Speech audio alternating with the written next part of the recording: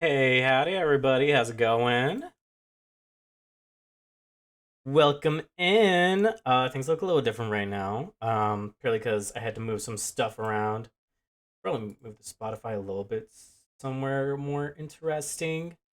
But today we are playing Monster Prom with Coffee. Um, he already started his, so I'm just gonna unmute and hopefully I don't like ruin anything. But we're playing Monster Prom today.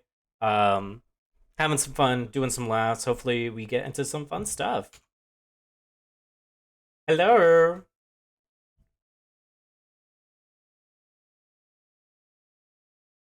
Word. Hey, Ray. How's it going?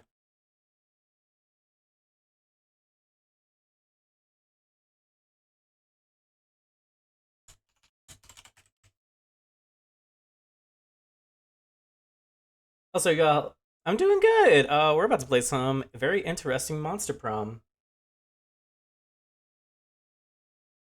There, that's a little better.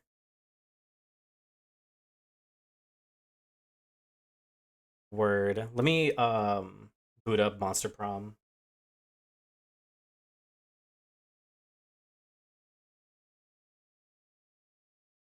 Yeah, that's one of my homies.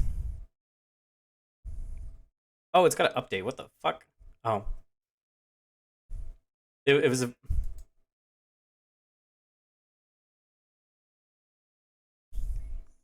yes. Ray's a longtime friend. Oh, hi, Iraq. How you doing? Welcome in.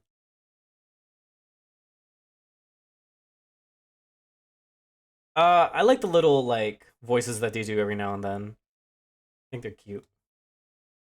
There is a raccoon, a rat, a possum, and a raccoon walk into a bar. Right, let me turn that off.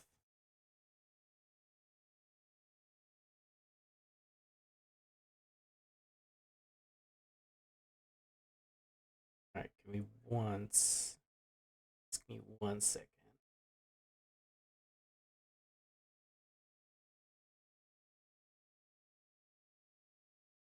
Oh, nice. Dino deck.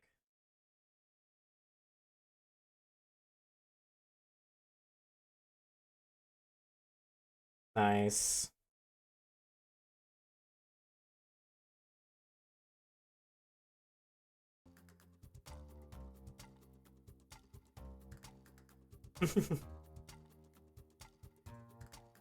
Nice. Oh, rabies everywhere as God intended. Yeah. Toad's still gonna stay in the corner. I think that's the funniest fucking thing. We can all lose brain cells together now. Yeah, exactly. All right.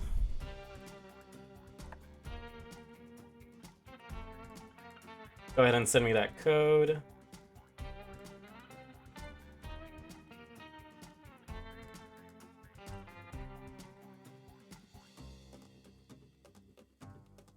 Oh my god, they couldn't hear you for a second. I hate when Discord does that. It is 1444.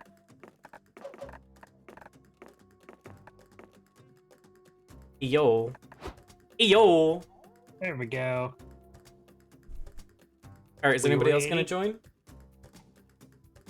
I don't think we have anybody else joining us right now. No. Word. Alrighty, yeah, we're all good.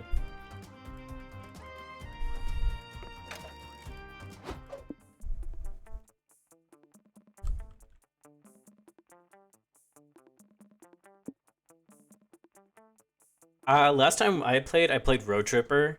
It was just, I think it's the right amount of having fun, but also like going against each other. That's fair. We'll do that. We'll go and we'll do easy though, just because. Well, I've not played this before. Word. Ah, the road, that mythical beast of asphalt. We once tamed it what became one of the strangest, most wonderful journeys of our lives. Back then, when we were young and unafraid, summer was coming to an end when Polly and Scott planned a road trip. The whole thing was bound to go off the rails. This was the Prank Masters, after all.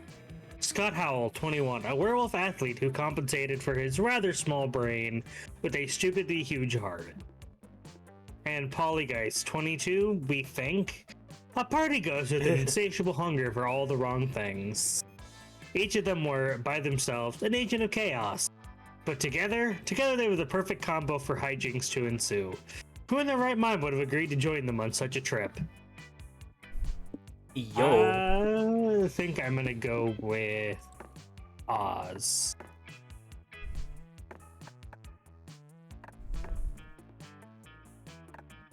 Cute. But I'm gonna put in my own name.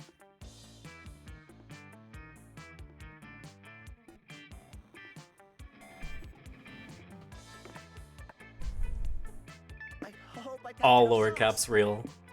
You know who I'm choosing. Buff ass cat, dude.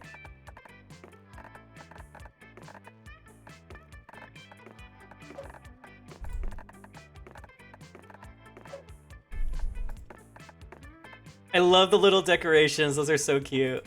Those are really cute. Ooh. I think last time we did Surf Rock, so let's do Tropical Rave this time. That'll be fun. Was the road trip a dangerous idea? Yes. Was it poorly planned? Also, yes. Do you want to do narration each for when it's our turn? Yeah, that's fine. Word. Do we do it anyway? Fuck yes. For in the end, we were young and unafraid. And we were ready to start. Let's do this. National Park or Troll Gas Station? I feel like we just filled up. Yeah, I say we go park. I drink Scott, gas. no. What if we go to car? Who would want to be a car anyway? Scott, Too much sweetie. maintenance. Preserving nature is important, and no one does it better than national parks. Here, you can relax, breathe that clean mountain air, and truly appreciate the great outdoors. I'm totally lost. Or you can fuck around and be chaotic. Yeah, that's way more likely. In any event, what are you going to do at the park? Polly, I have a question. Polly, I have a meeting to ask you. How do you road trip? It's okay, Scott. There's no shame in asking, Scott. Let me explain. All of us will share 6 essential resources, and we need to manage them wisely to keep this trip afloat. So we need to be careful, because the choices we make during the trip can affect those resources. And if one of them depletes completely, we can kiss the road trip goodbye. I get it, so our goal is to avoid running out of any resource and keep road tripping forever. No, the goal is to reach one of 6 destinations every road trip leads to. I have this travel guide that explains how each destination requires us to hoard a different resource. You can check said guide whenever you want. Click on the destination tab to the right or press E on the keyboard. Exciting. There, you'll find the requirements to reach a destination and win the game. Enough exposition, narrator voice inside our heads. We get it. Keep our resources far above 0 and hoard enough of one resource to reach a destination. Let's go! Do I want to pick mushrooms, look for cryptids, or go hiking? That's up to you, buddy. I have a feeling. Yep. I'd probably go look for cryptids, because that's exactly what I would do. Sometimes you go looking for the cryptid, sometimes the cryptid finds you. At least that's what happens when you, Polly, and Scott enter the woods and run into Mossman, your favorite moth person from summer camp. Well, hello. Hi!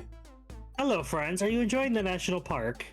I was just chatting with some of the park rangers. You wouldn't believe who Officer Riley's wife is sleeping with this week. Hey, boo. Hey, Moss, you're still a messy, gossipy bitch, I see. Always, but lately I've been pursuing other hobbies, such as enjoying the beauty of nature and training to fly into the sun. I definitely don't recommend you do that last thing, unless you want to die. I am more than willing to perish for my passions. Awesome, bro! Sounds cool, bro. We were just on the hunt for some cryptids. Do you know where we can find any? Besides my glorious self, yes, this park is full of my fellow cryptids. I can introduce you to one. I need to catch up with them anyway. We cryptids make great friends, but boy are we hard to keep in touch with. But I've got a hot date with a hot campfire this evening, so we only have time to visit one person. Coffee. Who would you prefer to meet? Oh my god! Freshno Nightcrawler or Sasquatch? I'm gonna say the Nightcrawler just because he looks extremely interesting. The fat fucking legs. There's a Sasquatch just looks like some really hairy guy. I'm sure he's nice, but like I'm I sure wanna that's know all this what's going Sasquatch on is. over here. I'm sure he's packing. We're gonna meet a cryptid and play a sport. Is today my birthday or something? Moss leads you to an improvised soccer field in the woods. The Fresno Nightcrawlers playing on both teams, kicking a soccer ball between two tree trunk goals. Isn't he a crueler? And it, blah, blah, blah, blah. Isn't he a cutie? Hey, Nightcrawler, long time no see. That's French. I can't do French. I think that's French. I think it's Spanish or Portuguese. I don't know. I haven't had caffeine today. It's fine. my brain. You brought friends, I see. I'm Moss's friend Scott. You really are a great soccer player, bro. Do you want to play a game together? That sounds great. Soccer is my passion. It's actually where I got the name Fresno Nightcrawler. Most people think it's because I'm from California, but I'm actually Argentinian. Fresno comes from my stint on the Fresno soccer team. I got it. That's so cool, bro. Do you have any good soccer tips for an amateur like me? Sure, let's have a cup of yerba mate. Did I say that right? Yeah. I don't know. It's fine. No, you did. And talk strategy. Now, the most important part of being a good soccer player is having a good heart and great calves. You enjoy some bitter mate while Scott and the Fresno Nightcrawler play a game of soccer. The Nightcrawler is a good sport and coaches Scott on his techniques. Scott, remember, it's not about kicking the ball hard. It's about kicking it with your heart. Hey. Sounds anatomically impossible, but I'll try. Juicy. Oh my god. You little freak. Ooh, we've been new. We've been new he's a freak. Wow, the Fresno Nightcrawler playing soccer with an opponent for the first time in decades. My gossip forum is going to freak. This has been the kickoff to a wonderful friendship. See what I did there? See? You lose -2 mind for staring into Nightcrawler's burning soulless eyes, but gain +2 hype. Meow turn. Meow turn. Awful. Okay. Would you rather go Used to a car used dealership ship or a biker bar? What are we on? I don't want us to lose more mind. We can gain money in both of these though, which will be nice. I mean, I'm gonna leave that up to you. Word. I want to go to the biker bar. Ugh, I got dirt on my shoes. This is why I prefer floating. I love Polly. Do not cast that spell right now, Sarka. I can't believe I just got Weezered. See, my chat is probably like, what the fuck are they talking about? I have too many Tony- sound redeems here. Yeah, Tony has a redeem that just plays the fucking Weezer riff. I brought it upon myself. I can't complain. Breaking just wait till- bottles. Nuke Radio. We make your eardrums bleed. I just shoved a nuke up my pussy. Yep. Breaking bottles, clinking shot glasses, revving motors, the crash of a window some dude just got thrown out of. Want some juice to get your engine running? Oh my god. Such are the dulcet melodies of a bona fide biker bar. This is your chance to embrace your inner badass. What do you do? Woohoo! Again, let's use an action to make an event happen. Yes, I'm ready for all the randomness these events involve. Actually, Polly, I was checking this travel guide, and it seems they aren't so random after all. Look, these different signs apparently refer to different types of events. The most common type of events are called exchange events. After making a choice in those, you'll always lose a resource and gain a resource no matter what. The trick is making the right choice, since that'll decide which resources are gained and lost. But if there's a resource sign next to the event type sign, that's called a known resource. It means that resource is guaranteed to be affected no matter what our choice is. If the sign is positive, then the resource is guaranteed to be gained. If it's negative, then you know you'll lose it. Like for example, if we see an action with this sign, we know we'll lose money here. Your choice will only determine which resource we'll gain. That's not so bad. If we know we're losing or gaining a resource is unavoidable, we could be strategic about it. This all sounds very useful, but also like too much pressure for fan favorite Polly to keep track of. Tonio, can we leave these decisions to you? Thanks. Awesome. No, it's like you have the Weezer riff, but on my side, somebody could donate bits just to have Toad screech singing in my ear. Oh god. I think my 1-bit redeem is just like that cat that goes up to the doorbell that's like, meow. And then I think, if I'm not mistaken, I don't know if I updated it or not, but like the 100-bit redeem is like the Baja Blast lady going Baja Blast. Yeah, I just have it with like through sound alerts where people, I've got multiple set at the same value, but people get to pick which one they want. Oh. Okay. Okay, do we want to start a brawl, play some pool, or grab some drinks? I kind of want to start a brawl. I would say that sounds like something you'd do. I would. You sit at the bar next to 2 patrons arm wrestling. One of them wins, and the other breaks his stool over his head. They tackle each other to the ground. Yes. Yeah! Fight! Fight! Fight! You watch those 2 balls of muscle roll around on the floor. Must we always resort to violence? I mean, you actually do resort to violence a lot, but you're not feeling it today. You're more in a holier-than-thou pacifist mood right now. Instead of throwing punches, you decide to put on your super cool badass face. It's more than enough to convince people not to mess with you. Huh? Tonio, what's up with your face? Are you in pain? Are you trying to hold in a fart? No, I know that face. That's a fighting face. Tonio wants to throw down! Hey everyone! Tonio wants to fight! Yay, a fight! It's like sports without boundaries. Can I be your cheerleader, Tonio? Score! Give me a bye! Hey, K-E-R! Tonio's gonna break your arms! This is crazy. Hey, remember when how you decided violence wasn't the answer? Well, it turns out peer pressure is always the answer. So you're fighting someone. There's gotta be at least one person in this bar whose ass you could kick. Who do you challenge? Barry Bob, the buff badass magician.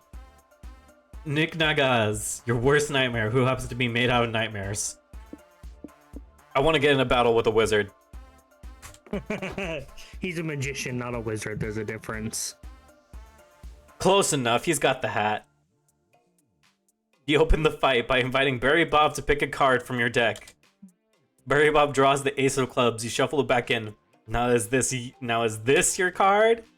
You swing a wooden club in Barry's face. Barry opens his sleeve and releases a beautiful white dove to take the hit instead.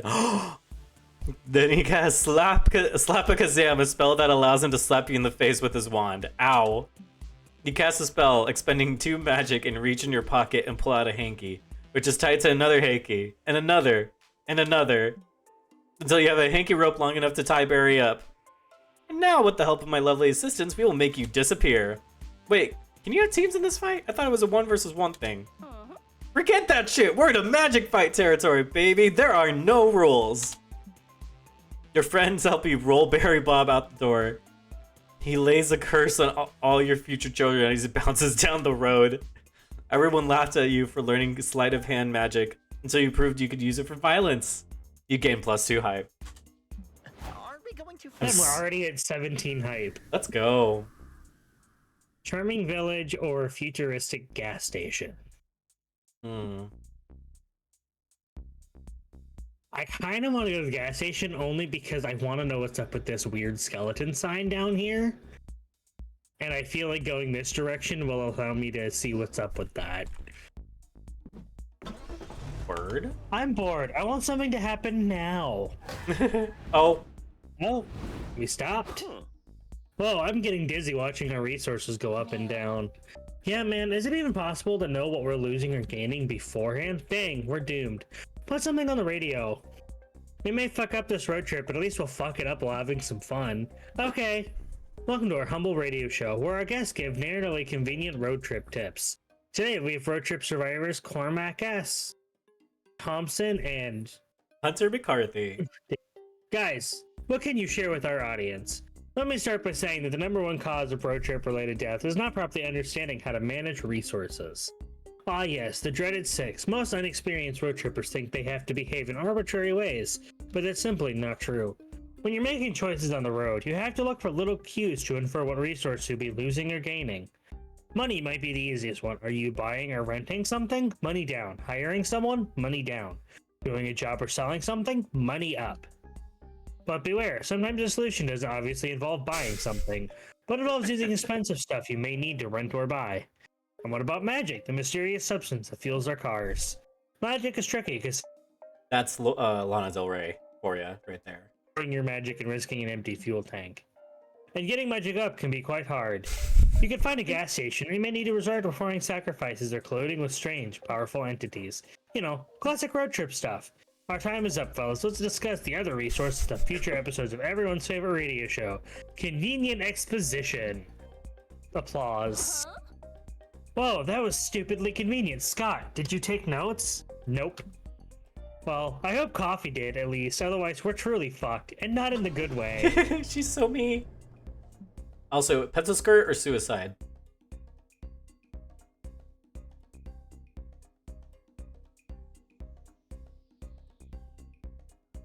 I'm sorry. What? I legitimately was just trying to process what the fuck was just said to me. The answer's suicide, by the way. According to Hugo. You pull into what you think is a gas station, but honestly, this could be a space station for all you know. Seriously, this place is high-tech as hell. Do they even service regular vehicles well? Only way to find out. What do? Use the restrooms, fill the car's tank, or go to the store. I kind of want to see what happens if we use the restrooms. Actually, it's a mystery. I did use the restrooms last time we were on stream. It's pretty interesting. Well, I guess we'll see what happens then. You hit up the restroom to do your business, but for a minute you think you've somehow wandered into the future. Everything here is super high-tech. It's as if bathroom designers ask themselves, what could bathrooms be instead of what should bathrooms be? The commode looks like an Olympian throne designed by Alan Turing himself. You hesitantly sit on the screen that looks most like a toilet seat. Thank you for choosing Smart Toilet Prime, says the toilet. The future of shitting is now.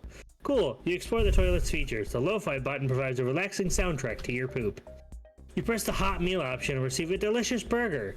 You choose not to wonder where the toilet stores these burgers. This is all quite amazing, totally worth signing a toilet terms of use statement and having your personal data gathered by the toilet from your butt to the internet. It's a bummer when, as a result, you've shown a targeted ad for hemorrhoid cream, but you still rate the toilet 5 stars on Yelp when prompted. Finally, you pinch it off and you're ready to leave, but only then do you realize your grave mistake. This stall has no toilet paper. You desperately search the toilet for a bidet button, but no such luck. There are other buttons that might help, though. Which do you pick? Total Cleanse or Mega Premium Happy Ass Forever Magical Time? Well, this one sounds extremely violent. I don't know why. It just sounds extremely violent. But also, the bottom one sounds like you're gonna just get injected with drugs. That does sound fun, I would say. Well, we'll go with this one. Word. Your curiosity gets the better of you, and you press the button. Your toilet immediately descends into the floor.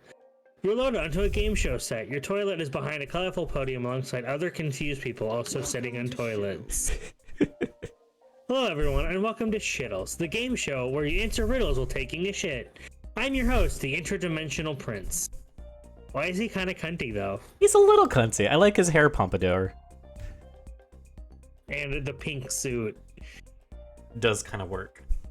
Contestant number 1 is Tanner Schmidt, a construction worker hailing all the way from a porta potty in Utah. Here's your shittle, Tanner. If today is 4 days before 2 days after Wednesday, what day comes 2 days before the day which comes 3 days after yesterday? I think I just had a stroke. Oh my god, same. What? Look, man, I was just trying to take a dump. I need to get back to work. Wrong answer. Studio audience chants, cannon, cannon. Cannon? Cannon? Tanner gets the cannon, just as you learn that you need to avoid losing and getting the cannon. Oh my god. Contestant number 2 is Coffee, an old friend of mine. Answer your shittle correctly or face the cannon's wrath. What is my real name? Is it not the Interdimensional Prince? Fuck, you take a shot in the dark and say Archibald Van Houten III. Take it. You really think I could pull off the name Archibald? I'll take it. I'd have also accepted my actual name or your one true love. For your prize, you could take the free roll of toilet paper, or you could see what's behind door number 2. The curiosity is tempting, but you really need to wipe your ass and get going. You take the toilet paper.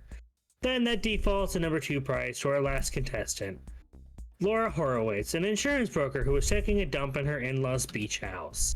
Congratulations, Laura. Your special prize is a lifetime supply of rabid weasels. Enjoy. That sounds extremely dangerous. You descend back into your stall to the sound of a J-pop theme song and Laura begging the weasels for Oh mercy. my god. You lost -2 money for using a premium toilet option, but gained +2 hype for your 15 minutes of fame on Shittles. We're already Nice. at 19 hype. Holy Let's shit. fucking go. Easy mode is a lot more like, well, obviously easy. We either go to a con or we go to the low budget reptile show. I'll leave that up to you. I'd rather we even out what we're losing or what we're gaining, actually. I'm okay with losing a little bit of hype. We're gaining some money.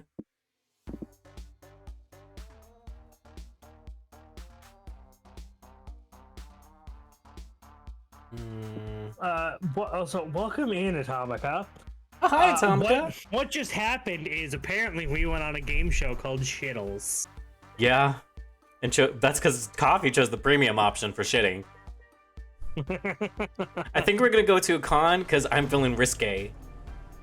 That was some high-tech fuel. I wonder if it'll turn our car into technology. Or it's already... Never mind. Scott's a bit of a himbo, but we love him. He for is the it. definition of himbo. Yay, a con! It's the perfect place to be your authentic, nerdy self without fear of judgment. Hey, look who's There are cosplayers, merch vendors, panels, gaming tournaments, overpriced food. So much to do, so little time. What activity do you want to try out? Attend a fandom meeting, walk the floor, join a gaming tournament. Walk the floor sounds very inconspicuous, but the sexual wording makes me intrigued. I mean, walk the floor, at least in my mind, makes me think of like a cosplay contest. I'm down. You start walking around the main floor. The dozens of booths and cosplayers and loud J-pop are a bit overwhelming until you see a friendly face. Do you like my cosplay? Oh, hello! Hey guys, what a pleasant surprise to see you three at a con. Do you like my cosplay? I'm living for it, Zoe. Oh, she's Garfield! Metaphorically, of course. Want to walk the floor with us? You know more about this scene than we do. Good idea. The merch floor can be a bit intimidating and labyrinth for newcomers. Just stick with me and we'll make it through. Zoe leads you to a safari guide through the con jungle, pointing out interesting sights along the way. If you look to your left, you'll see a little boy cosplaying Ashton Kenneth from the Pokemon's anime, accompanied by a father who looks desperate to go home. Behind them is a fully grown man who's also cosplaying Ashton Kenneth, here with his teenage daughter who looks desperate to go home. Oh, is that a ball pit? I love balls, mostly in sports, but also in general. Let's check it out. Hard pass. No, Scott, we do not talk about the con sad ball pit. It's a relic to remind us of the dark ages of cons. Not the Dash Con ball pit. Oh God. What's that long line for? Is it to get an autograph from a famous person? A huge panel, maybe? Meh. That's the line for the bathrooms, actually. If you really need to go, you can always pee in the ball pit. Oh God. Yeah, get your super sparkle magica girl inflation art here. Tee. I don't ever want to say that sentence again. I think the next one you're about to say is actually worse. Oh God. Cries a vendor in Artist Alley. We've got BOGO deals on pumpkin fucking art. Ooh woo. Somebody clip that, please. Actually, you know what? I'll just fucking clip it. Oh, So God. that clip gets to exist on the internet forever. Thanks, guys. I appreciate it. Burn it all. Exactly. I agree, Rack. I agree. Hey, shouts to security guard. You've already exceeded the con's neon limit, Missy. One more cat noise, ooh woo, or glomp out of you and you're kicked out. Oh, God. Oh, man, people are really exceeding their neon limits? The con must almost be over. Probably have time to see at least one more thing, Tonya. What do you want to check out? Make it count. Alright, the stand full of very saucy Dragon Heat zines. A smart investment? Who knows? A horny one nonetheless. Free hug. It's not much, but they're free?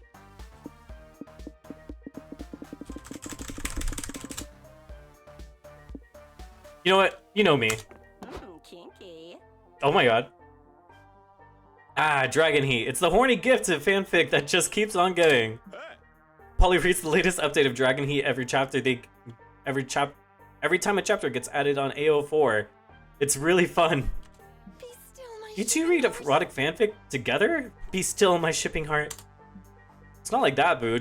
Scott just needs someone there to explain what defenestration? I muted for a second so I could grab the clip. Oh my god. I just have a clip button. That's fair. I had to manually do it. And how it applies to kinky context. Every chapter I learned something new and sexy. Y'all check out the Dragon Heat Zine stand. The racy cover art alone would be enough to give a nun a heart attack. Nice. Whoa, they got fan art of chapter 117 when Morgana von Breaststreak discovers that the real power of the cock ring of truth was inside her all along. These are certainly some sentences. These are words that are in a sentence written in a game. that you have now spoken into existence. Oh god, I chose this. I can't blame anybody but myself. Literally because it turned out Harold McDonghard fucked her so aggressively in chapter 110 that the cock ring got stuck in her gooch. God, I love literature. I don't, not anymore. Wow, look at now I'm just imagining your roommates in the other room being like, what the fuck are they talking about? Oh god, I think my boyfriend's cooking in the kitchen, so he can probably hear this. He's probably like, what in the actual fuck is Tony talking about? I have no clue. Wow, look at this print of Lady Minerva Donk sitting on Arlen McDogharn's face. I didn't know there was a species of monster that had so many butt cheeks. Oh my god, I need this figurine of Inaceria and the evil queen Rose Queef dueling with the dual-ended Sexcalibur dildo. Anyone have $5 I can borrow? You know what this reminds me of? This reminds me of the fundraiser that Outcast had for their Bowser statue. Oh, yeah. That was funny.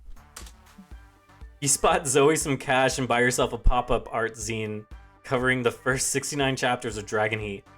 Dragon porn has never been so 3D. You lose -2 money on your horny purchases, but buying anything that makes you sploosh is bound to give you +2 hype. How great! We're already 4 hype away from a destination, good lord. Is it 4? Well, you need, I think... Oh, right, it's 30 in normal mode. Yeah, it's 25 in easy. Those were sentences that They you were said. definitely sentences. Oh my god. I need 5 minutes. Finally, a place to rest. Even this spectral booty needs to do some sitting after so much shaking. The guide says there are several rest stops like this one. We should be able to reach one, like once a week, after visiting 4 locations or so. That sounds good. Let's go chill on those benches, Scott. As your friends leave, you realize you don't want to rest, because you're utterly addicted to making choices all the time. And this rest stop is no different. You quickly assess the many, 5 things you can check out around here. But beware, with the exception of the car, each choice can only accommodate 1 player. It's first come, first serve. Now, go and see what the different spots do. We got the info booth, the bus stop, the car, or the picnic bench. And noodle stand. And noodle stand. I'm gonna go flirt with Scott. Real. Hours of sleep. I'm gonna go talk to the fucking thing. Might take a short 10-hour power nap. Real. Welcome to the bartering stand, where you can barter with little trinkets and manage your resources a bit.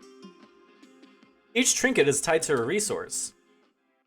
You'll lose the resource tied to the trinket you give away and gain the resource tied to the trinket you take. Also, Noodles is here, but I don't know if that's good. That's a good thing. I don't believe in money. Howdy doodly! Welcome to Noodles Swap Shop. I've got all sorts of kooky crap to trade you, if you got anything worth trading me. Oh, we just got this. I don't want to give it up. Okay, this gets rid of our magic. I kind of want to lose some stamina a little bit and get some money back. I think this gets rid of stamina. Horse costume, but only. Mind control lessons, an ability title, possibly too smart toilet. I think the nobility title would probably give us hype. Might give us hype. I think the horse costume. This would definitely give us mind. Possibly too smart toilet.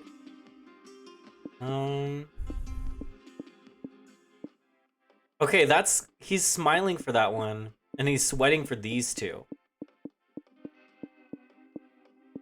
He's looking away on that one. I think one of these two he doesn't want to give up. I think I'm gonna do the possibly too smart toilet. I had an iguana once. Oh, I was correct. Thanks for stopping by. See you at the next rest stop. How do you know we'll be at the next rest stop? You will totally regret this. Because we're in an endless time loop, silly. See you in 4 more turns. Well, that was existential. Mm-hmm. Sit. Welcome to the benches where you can relax and talk with either Polly or Scott. The conversations you can hold them are chill narrative treat with no choices to be made. You have enough conversations, you might score a date ending with one of them. Also, by having a conversation with Polly or Scott, you'll activate the chaotic energy passive effect, which will remain active for the following week. What does it do exactly? Find out for yourself. Now, go make some small talk, aka I'm just gonna flirt with Scott.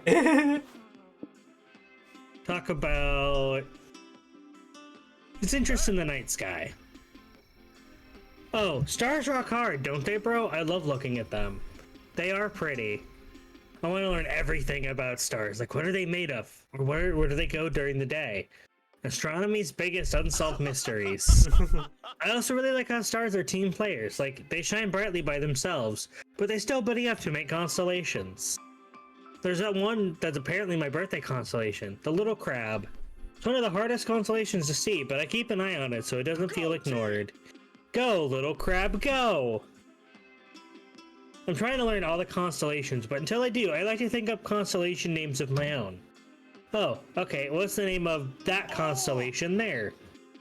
That one is the Playful Pelican. It represents a pelican, and rumors say it's very playful. What about that one? I think that one is the Sky Umbrella. It looks like an umbrella, and I like to think it protects the other stars when it rains so they don't get wet. Oh. Scott? Yes? Very nice. I think those names are very cool. Aw, thanks, bro.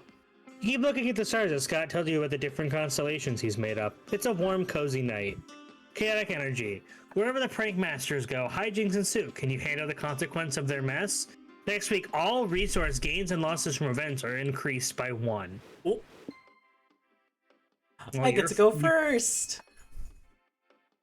We are extremely close to the hype ending. We are. I'm gonna make sure we get some money though. I don't want us to get too I'd low. say that I don't want to end it too soon. Yeah. Can't normally drive. So we can afford to lose hype. Mm-hmm. As long as we don't lose money, I think we're okay, because we're good on the rest of our resources. Yeah. I'm okay with losing soul. Woohoo! Rockets don't rock it till you try them, alright? I don't get it. Oh, you poor soul. You sweet, sweet himbo. Like most people, you wanted to go to space when you were a kid. Then you heard about how much math was involved and decided that shit wasn't for you. 3, 2, 1, smile! And now's your chance to indulge your inner space cadet. What do you do? I think... Huh? Wait a sec. That event type sign looks new. Yeah, according to the travel guide, that sign means this is a quantities event. They work a lot like exchange events. We always lose and gain equal amounts of resources, but we have to guess which resources are tied to each option. The main difference is the amount of resources that are affected by each option can differ. They can be affected a bit, some, or a fucking lot. Scott! Scott, you never swear. That's how the travel guide phrased it. Dang, so what's this foul-mouthed travel guide basically says that we can choose to play it safe or go bonkers. I already know what Mama would choose, Tonio. I'd say keep in mind that all of them are going to be an extra +1 Yeah. or -1. So it'd be like +4, -4. This one is up to you, Boo. Go for it. I will say, as much as I would love to watch Rocket Launch, I want to make sure we don't lose a lot of money. We're gonna dress up as astronauts. You're checking it out all the weird control rooms and laboratories when you and your friends find a closet full of colorful astronaut costumes. Celebration twerk. Oh my god, these are adorable! Oh my god. Is that Among Us? I think it's Among Us. Also, I sent Zin the clip from earlier. Oh god. And Zin is like, I don't know which of those is worse. Oh my god, these are adorable. Here, Tonio, you wear the orange one. Do you think this banana peel accentuates my booty? Yes. You're observing Polly's booty, respectfully, when an emergency siren goes off. Crewmates, report to the conference room. You all go to the conference room. You're surrounded by other astronauts. Oh my god. Let's remember why we're here, everyone. We're simulating living together in a real space station. That means we all have to do our tasks and work together, right, Yellow? Why are you singling me out? I know I slacked on cleaning out the oxygen tanks, but I fixed it before we all fully suffocated. If anything, it's Cyan and Red who haven't been pulling their weight. I've never seen them do anything around here. Well, I was unclogging the toilets? That's reasonable, right? Do you still poop in space? Huh? And I was doing astronaut things. So many of them. Wait. I did a head count. There are definitely more people than we had earlier. I think we have an imposter. It's obviously Yellow. Sus? Among Us. Yes. Yes, he said the thing. Oh, does that mean we have to do the vote people out thing again? I hate when HQ sends us these drills. I suspect. Orange, Yellow and Cyan both have alibis, and Red was obviously doing astronaut things. Orange has been completely silent since they got here. Yeah, fuck that orange guy. Wait, you're orange! Convince everyone you're not the imposter. Convince them all by doing something so astronaut-like you couldn't be the imposter. Astronauts only listen to the stars. Convince them to check out everyone's horoscope for clues to find the true imposter. I like the idea of horoscopes. Horoscopes? Seriously? You expect us, followers of science, to listen to the +3 magic prophecies of the stars? That's such hippie crap. Yellow's right. We much rather consult a rational method of determining the imposter, like magic crystals. How's that any better than astrology? Whatever, I guess you'll play along. The astronauts spread out the crystals on the floor. Hey, shiny rocks, who's the imposter? The crystals don't respond. Shocker. Maybe the crystals are defective. We should try a Ouija board to ask the local aliens for help? But Ouija boards are for ghosts, not aliens. True, but it's possible there will be ghosts of aliens that we can contact. We gotta use all our options here. Alright, everyone put your hands on the planchette. Ahem. Oh, spirits of the moon, people. Is there an imposter among us? The planchette's moving. It says, no, lol. That's odd. Well, I guess we'd better believe it. A ghost would never lie. Not even if it would be really funny for them to do so. But I was so sure. Dang it. Sorry, everyone. I guess I was just excited to throw someone out of the airlock again and I saw what I wanted to see. It's okay, bro. Sometimes when I get too excited, I pee on the carpet. It's nothing to be ashamed of. What? Hooray! I think that's more referencing the fact that, like, dogs will sometimes accidentally pee a little if they get too excited. I know, but it's still the fact that it's Scott. I mean, yeah, but also it's Scott. Yeah. Hooray! You live to see people another day. You lose 3 soul for it, though. Yeah, we'll be okay. Yeah.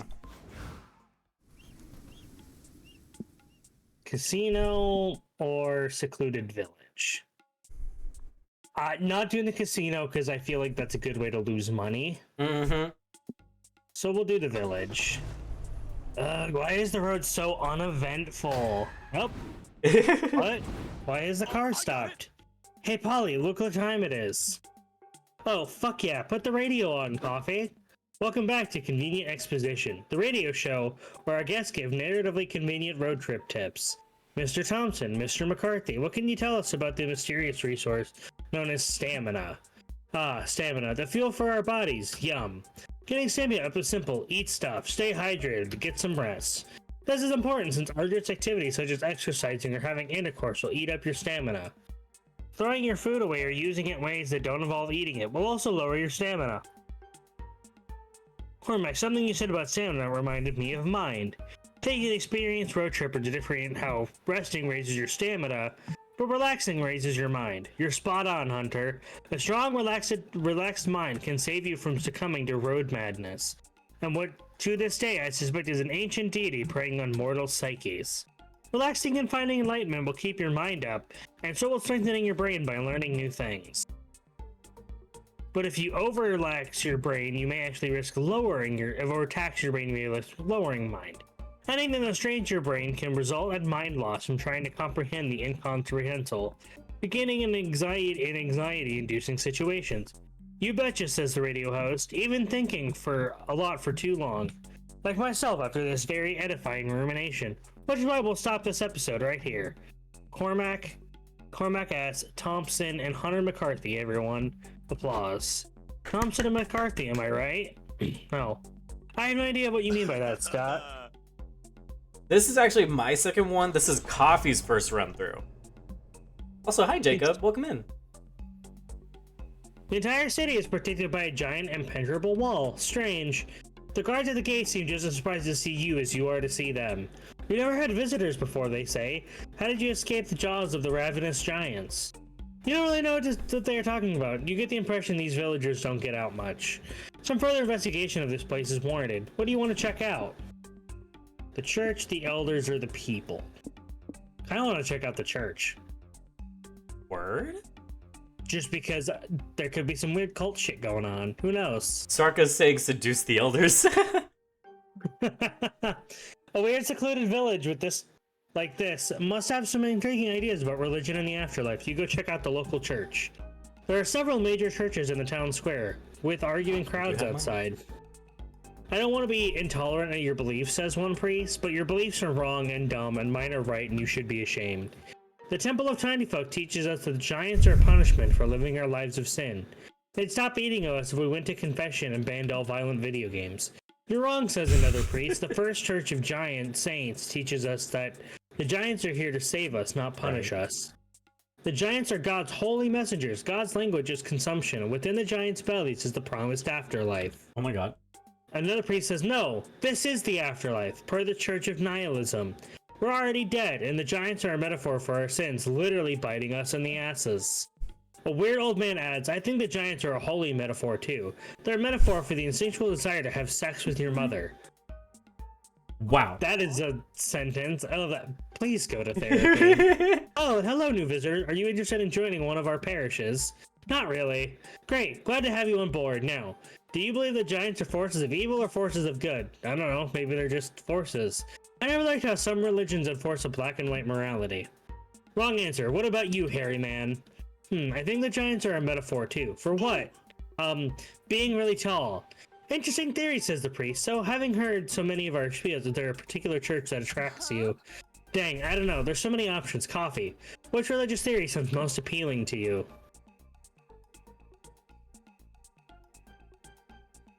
I kind of want to go to the Church of Basketball. To the Church of Basketball? Because ball is life. Wonderful, the basketball priest says. Then, as we say in our church, God just sent his draft list, and it looks like you're in. Wait, that was easy. So what are the tenets of the Church of Basketball?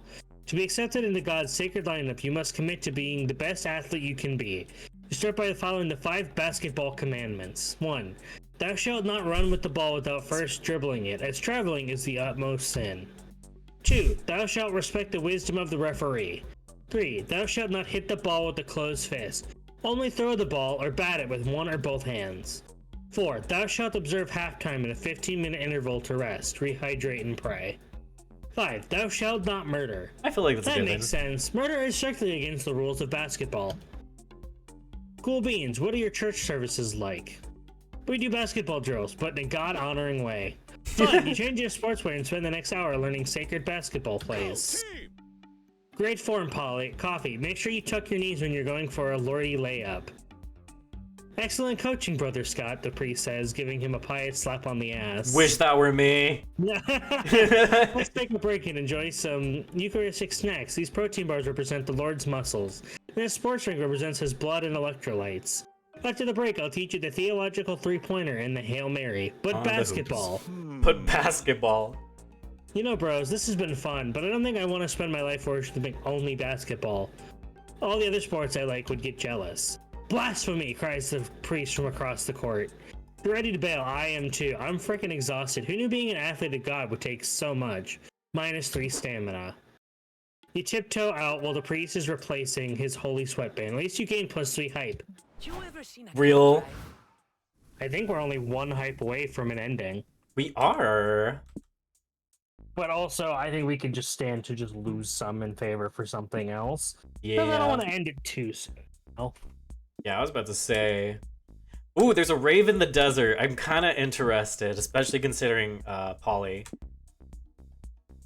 Murking sounds fun, though. It looks decrepit, however. Let's go to a rave. I need some food. Oh, is there an earthquake? We definitely could stand to raise our stamina. Scott, that is the fucking base. In the middle of the desert, ravers and partygoers have gathered to dance their cares away. You're drawn to some blurry figures in the crowd, ethereal beings who look like they were made out of party. Party time. As you behold them, you wonder, how should you milk the vibes of this rave? Party 24/7, find the best rave spot, or try to get some drinks. We missed out on drinks last time. I want to get drinks this time. Real. That it should be good for stamina. Yeah. As you and your friends approach the bar, 3 happy-go-lucky party spirits approach you. Polly, you magnificent bitch! I didn't know you were coming to this rave. Oh my god, hi! Party! Scott, Tonio, meet Summer, Macarena, and Cheese. They're the ghosts of parties past. Sup, my dudes? Any friend of Polly's a friend of ours. Whoa, your fur is so furry.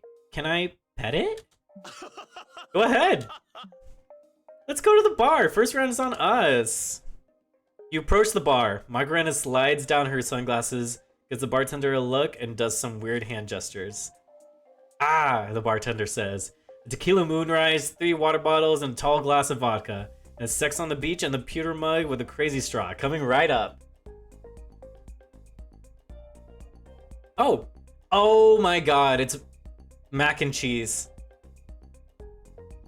Jacob made a very good point. The names are just like mac and cheese together. Wow, you try to order, but the bartender completely misses you and helps someone else. Too bad you don't know BSL, bartender sign language. Don't feel bad, Tonio. Some of the bartender takes a lot of practice. We'll wait for you and Scott to get your drinks. Listen, the DJ's playing my favorite song. Ah, if I get reincarnated one day, I hope I'm reborn as this song. Such a bop. You said it, my tiny dude. Vibing to this song is 100% my unfinished business. Hey, if you guys really want to go dance, we can find you after we get our drinks. It's okay. Thanks, Scotty. Really? Thanks, Scott. You're the best. Yay, Scott time! Let's get some drinks, Tonio. Mr. Bartender, can you please serve us? But like, when you have the time, no pressure.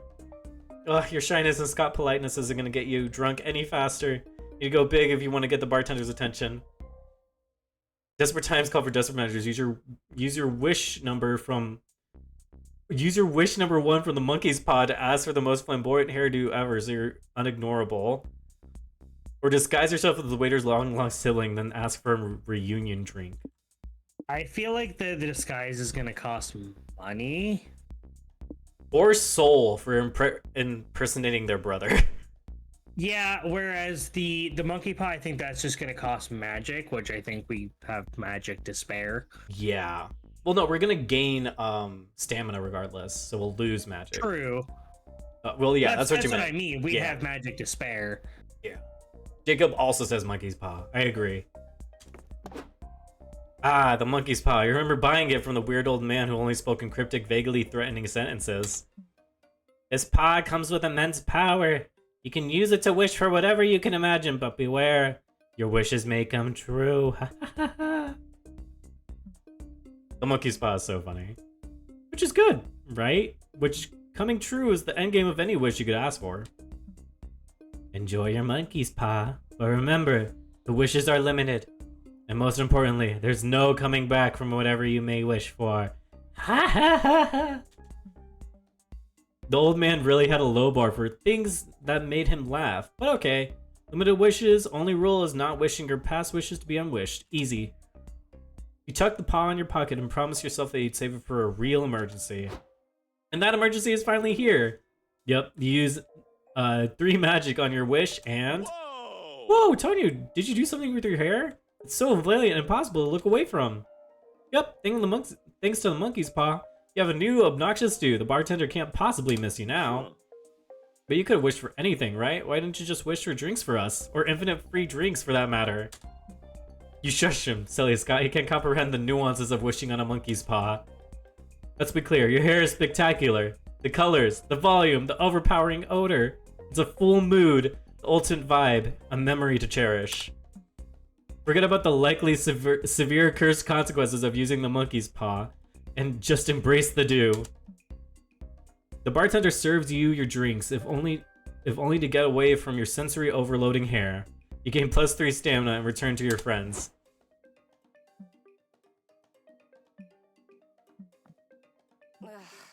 They used the monkey's paw, didn't they?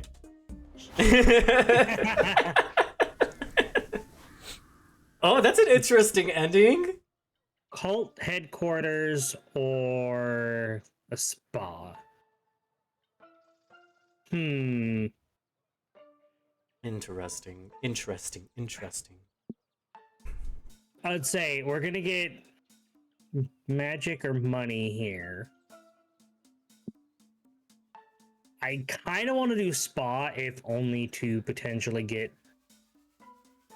I don't know. What are you thinking? Well, because at the spa, there's always the potential that we get something good. That, and we can probably get soul up, if nothing else. Yeah. Because we don't really need...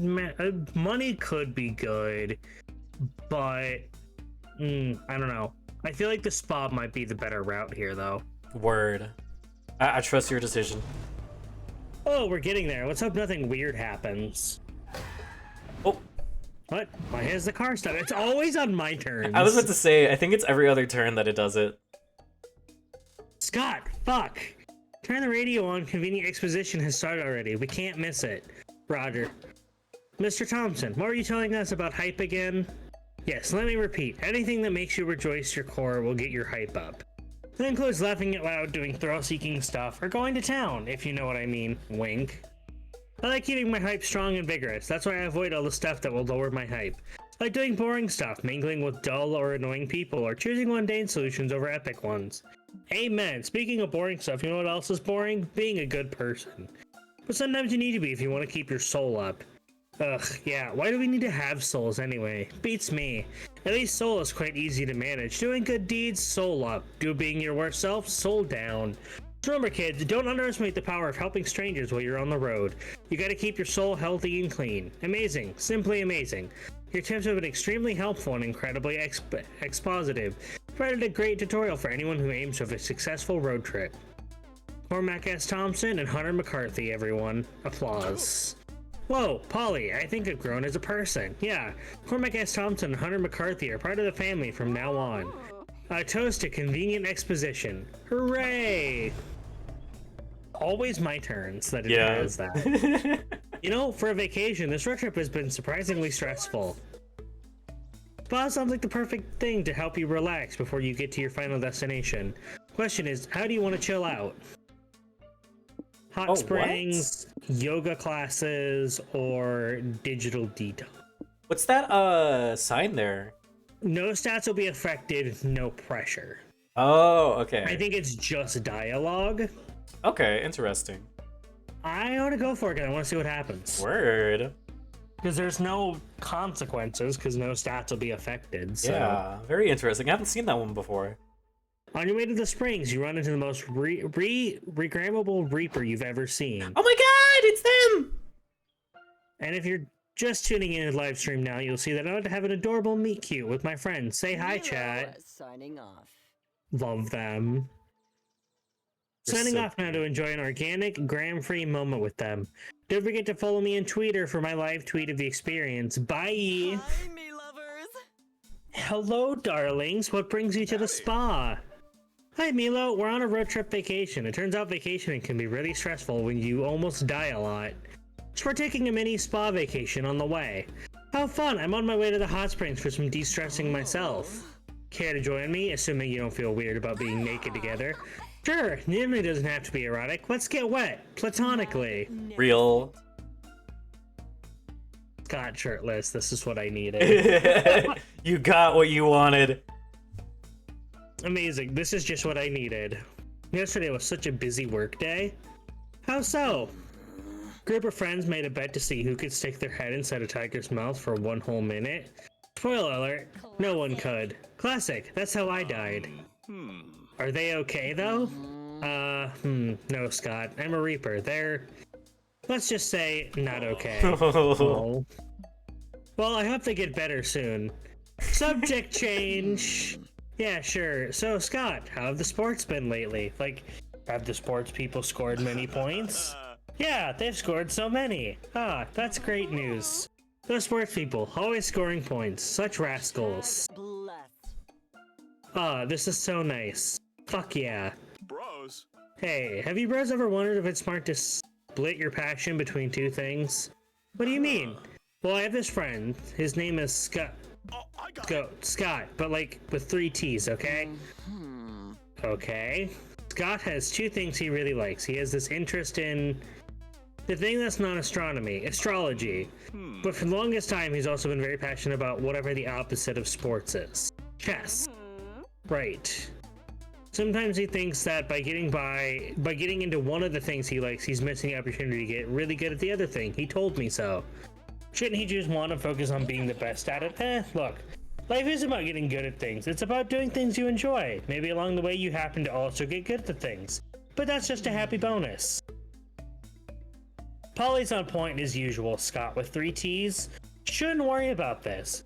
He shouldn't focus on one thing, but on doing all these, but on the things that bring him joy. I don't know why I'm struggling so much to talk today. The way at the end of the day, he'll look back and will be happy to have lived a life filled with not one, but many things he liked. You would think as a barista I would be good at, like, talking a lot. It's the script. Believe me, I've seen lots of people at the end of the road. If anything, they more often regret the things they didn't get to do. Yeah, Scott with 3T should explore life with no regrets. Today he likes chess, tomorrow it's astrology. The next day it's chess again, and later, who knows? That sounds like super good advice. I'm sure Scott with 3 T's will do just fine. Yeah, he sounds like a great guy. I can spend the rest of my afterlife in here, right? Aw. Milo, Polly, yes, Scott. Need to come clean. Scott with 3 T's isn't real. It was me the whole time, but about sports and astronomy. Yeah, I had a hunch that was the case. Sorry I lied to you. It's okay, buddy. You're a good boy. The goodest of boys. I agree. Yeah. Aw, Best thanks. boy. Fuck, this is so nice. That's how you spend the rest of the day doing exactly nothing. It is, in fact, very nice. Aww. I got an achievement. Yep, just chill. Chilling at the spa with the homies. Ooh, I get to choose. I want to give you Scott, so I want to go to the info desk. I'm not sure where to go.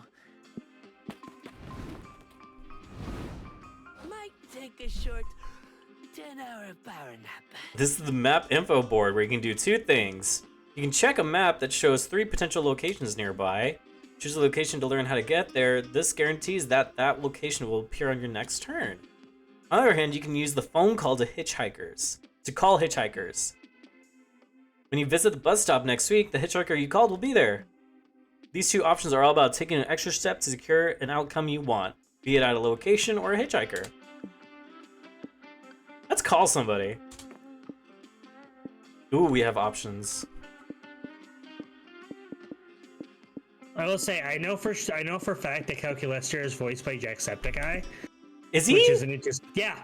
But though, I'll let you pick whoever you want. I'm kind of thinking Milo say- after that conversation. Valid. They are super cunty.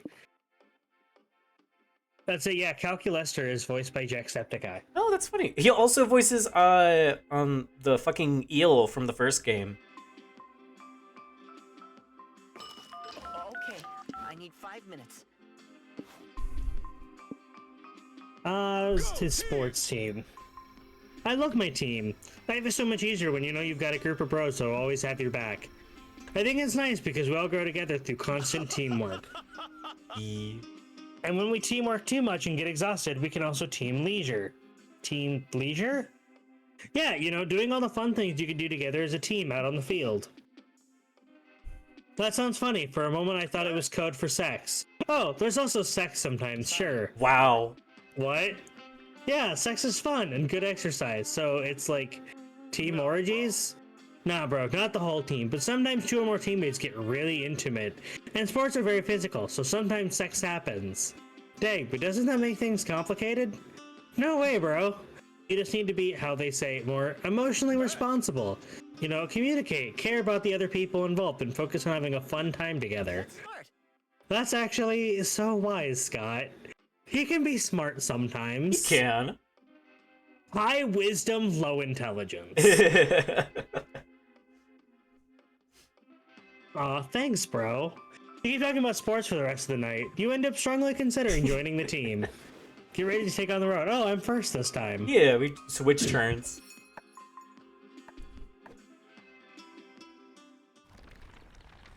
Scott's so sweet. Week 3. I love him. Come on, remember your driving lessons. Games are us. City under attack or battle royale. I kind of want to do the city under attack just to see Oh what my happens. god. Because it's a full mystery, so I kind of want to see what happens. Yeah, down. Dang, this city's a fixer-upper. Burning buildings, screaming people, and eardrum-shattering roars. There's no question about it. A kaiju is attacking this city. Is he hot though?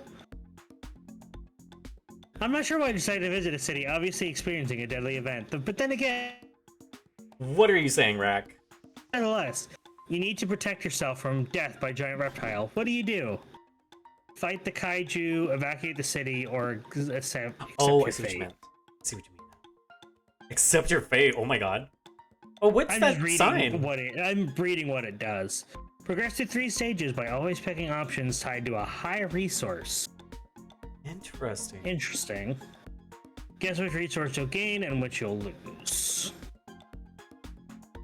The accept your fate also has a horny warning. Which we want to avoid those for the sake of stream. I mean, we did just go through 2 of them. They're not too bad. Okay. Also, Rack said that Scott is at 2 intelligence, 15 wisdom. Accurate.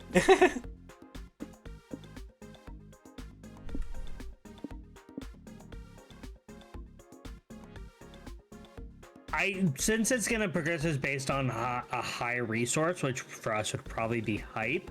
I don't want to gain more hype because that would end it. Yeah. So I kind of want to say evacuate the city. I'm down for that. Because I don't think we are in a situation where fighting it would be a feasible... You wisely decide today isn't the day to play the hero. Better to take the more practical approach and help people escape the kaiju, but there's a problem. Everyone, get your butts out of the city now. I don't know if you noticed, but there's a fucking enormous kaiju here to kill you. Oh great, huffs a nearby woman. Don't tell me you kids have fallen for it too. Fallen for what? Did somebody do a prank on us and I didn't notice? We'll get those suckers next time.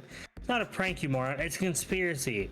The government only wants you to believe there's a kaiju destroying our town and eating our loved ones. Oh wow. Obviously, a nationwide cover-up for all the radioactive chemicals they put in vaccines these days. You sheeple need to open your eyes. Feed them to the kaiju.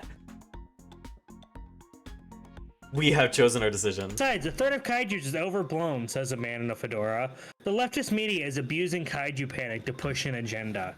You need to get your facts from a real news source, like my podcast, where I report on every thought I've ever had about what women's arms should look like. Oh god. Hey, I think we just let the kaiju eat all these people. I agree, Paul. I also agree. It's tempting, but you already decided to be the bigger person today. You need to find a force stronger than common sense to drive these citizens out. I feel like that's gonna cost. I feel like both of these might cost money. This is definitely gonna be like the hype option, which I don't necessarily want. Mm-hmm. So I say gentrify the city. Oh, awful. Yeah, I mean, it was between that and a giant water slide, but I feel like the water slide would have ended things too early. Yeah. You get to end a business opening an overpriced hipster business. You buy up some foreclosed houses and turn them into a Whole Foods. Then you open a 15-floor froyo restaurant on the old glue factory. You unemploy thousands, but all those glue tubes are perfect for dispensing expensive toppings. Coffee, check it out. Scott and I opened a healing crystal store chain. We're just reselling all the rubble from the buildings the kaiju destroyed. Yeah, and I've been digging in the rubble and finding a lot of cool jewelry and money and stuff people left for me to find. We can sell that stuff too. Soon, the only people who can still afford to live here are either very wealthy or undead, aka the only people that aren't being affected by the enraged kaiju. You save the population from the physical kaiju, but you also introduce them to the greater metaphorical kaiju of poverty and homelessness.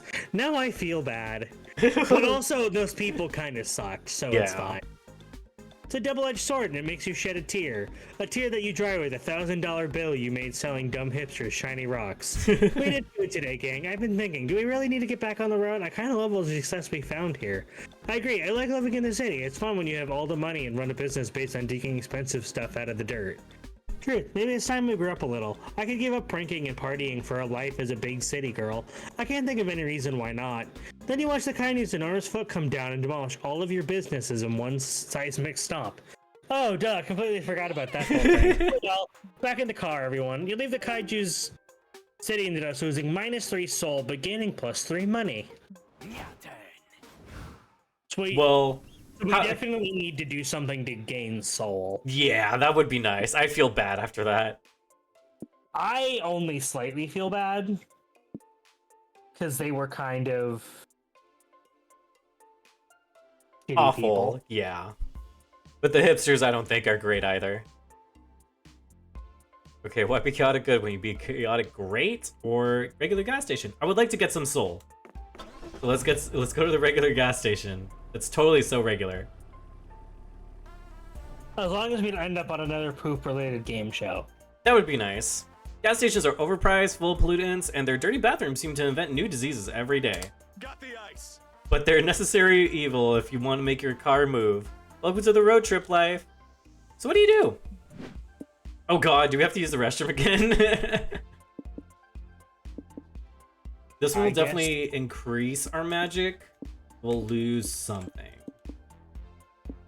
I would like to get our soul back. I want to see what happens this time if we use the restroom in the regular gas station. Instead of that weird futuristic high-tech one. Yeah. You're sitting in your stall getting all your farts out when there's a knock coming from the stall to your left. Hey, hate to bother you, but I need some toilet paper. I wouldn't normally do this, but it's a funny story. Is it a funny story that you ran out of toilet paper? Hey, good guess. So can I have some? You give them a wad of toilet paper and they leave you alone for about 30 seconds. Hey buddy, so funny story. I went to light a cigarette and dropped my lighter in the toilet. Could you bum the light? You pass them a lighter and hope that'll be the end of it. It isn't. Hey there, old buddy, old pal. Still there, huh? Must be a big shit. So, can I borrow an umbrella? It's a funny story. I think it's gonna rain later today, but I left my umbrella at home. Oh, and hey, do you think you could help me solve my crossword puzzle? Funny story. I've been a crossword champ since I was 12. It's kind of my thing. My strategy is doing them in public restrooms and asking whoever's in the stall next to me for help with the solutions. Genius, right? Anyway, I need an 11-letter word for navel. Any ideas, buddy? You suggest belly button. You also asked if they got any other favors or funny stories for you before you get back to doing your business. Oh, I'm glad you asked. See, it's a funny story. I've been keeping a list on the back of my crossword just in case I've needed anything else. A hand passes you a crossword over the stall with a list of things on its back. Which of these can you give the stranger? A very fancy hat, feedback on their 300 toilet-themed screenplay, a free piggyback ride. I'm gonna give them feedback. Because I do not want a piggyback ride. Or I don't want to give them a piggyback ride. I do not know who this glory hole is. Oh yes, thank you. Please give me your honest opinion. I think I've got something good here. The screenplay is titled Detective Chatty, Toilet Inspector. Detective Chatty's whole thing is having a long noir-esque narrations of stakeouts in public bathrooms. In this scene, Detective Chatty is interrogating a woman whose husband died in a dynamite in the toilet accident. She has nothing to do with his death. In the margins of each script, others have written derivative plot. Protag is clear self-insert. Can't tell if bathroom stuff is a fetish thing or not. Do there need to be party piranhas? What do they add to the scene? Actually, why the fuck am I line editing a screenplay in a public bathroom right now? You leave your margin notes and then pass the screenplay back. I disagree with your note that the leading lady could be replaced with a sexy toilet and there'd be no difference. But still, thanks for helping. You gain +3 soul for helping the stranger, but -3 hype for reading 300 pages of toilet screenplay nonsense. That actually works out. We had plenty of hype to spare. We did. Sure, I'll try for a bit. My turn. Woo! The car's probably gonna stop again. Oh god. Movie set. We could get stamina here. We could. Or That we one wanna sounds go to fun. A post-apocalyptic settlement. Both sound Because fun. we're not in like dire need of stamina. Like, I think all of our stats are like okay for right now. Yeah. Well, let's go to the post-apocalyptic settlement. Why not? This one little mosquito. That's your gag reflex, Scott. Hey, yo! The car Suppress? didn't stop this time. Hey, yo. The cars are dangerously souped up. The desert is a wasteland of hubcaps and bullet shells. Everybody's wearing leather, scrap metal armor, gas masks, and a lot of black eyeshadow. Warrior? Welcome to the post-apocalyptic settlement, where the only law to abide by is the need for speed. There are plenty of dangerous diesel punk activities to fill your time. What do? Race to the death. Get your own glow up. Gotta go for the glow up. As a fashion gay, I always have to go for the glow up. Exactly. You're surrounded by irradiated people wearing rusty metal prosthetics and war paint. Aw. You feel a bit out of place in your normal clothes, but at least you'll fit in amongst your friends, right? Oh, awkward. Okay, why? They somehow made Scott even more hot. Oh my god, that fuck? outfit is so amazing. Holy shit. What? Where do you get such sexy road warrior outfits? Right? More suitcases, duh. It's not our fault you didn't plan for the eventuality that we'd find a road warrior camp on our road trip. I bet we can find someone who can make you a cool outfit, Coffee. What's that, those scary bikers? They look like they know fashion. The bikers direct you to their settlement's leader/clothing designer. She's oddly familiar. Oh my god. It's Damien.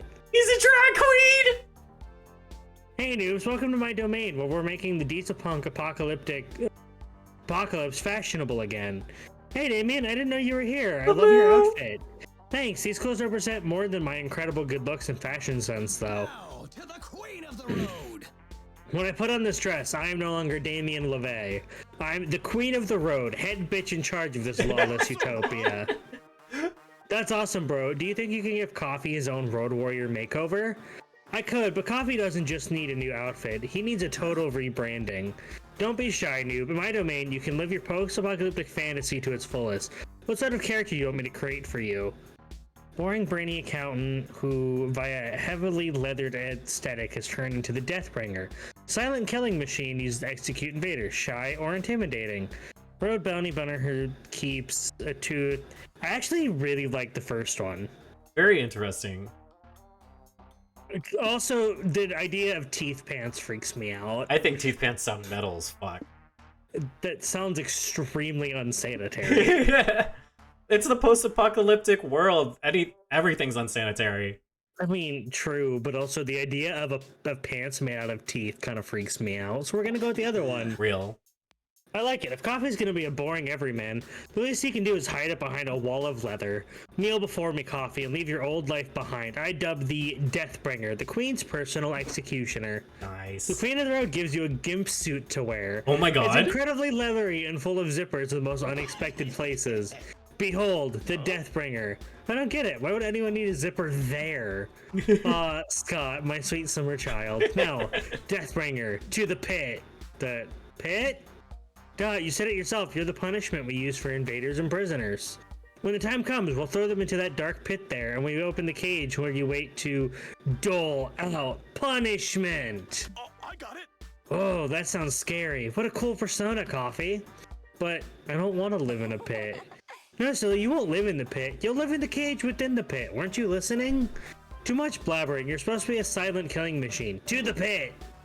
You spend the next few days Ear necklace? meaning you lose -3 height, but you gain +3 mind. Learning accounting to get in character. You ever seen a cat? Interesting. That actually worked out, so that way we're not too close to accidentally ending the game. Yeah. Also, apparently there's a character in Far Cry that has an ear necklace. Hey, we can get some soul and money here. Both we could use. Oh. Wasn't there a serial killer that made clothing out of people? That sounds about right. Lady Gaga did it with me. She also made a dress out of Kermit the Frog. I don't know what you want. She did what? You didn't know she made a Kermit the Frog dress? No! I don't think it was a full dress. I think it was like just a jacket. But yeah, she made clothing out of a bunch of Kermit the Frogs. If you find it after stream, send it to me. Hold on, I can Google a picture of it. Do you guys want to play Animal Crossing New Leaf? Because I think that's what I want to do. Yes. If you think about it, roads are like streets for cars. Whoa, Scott, deep. That's just like a non-sentence. Wow, what a cute little village. All the inhabitants are adorable animals. Oh my god! There's Bartholomew, the classy giraffe, Boston, the buff blue bird, Bernard, the shy capybara, and the other one. You can't wait to meet them all. What will you do? Oh my god, he looks exactly how it sounds, yeah. I just sent a picture of it to you, Tony. Yo. Oh my god.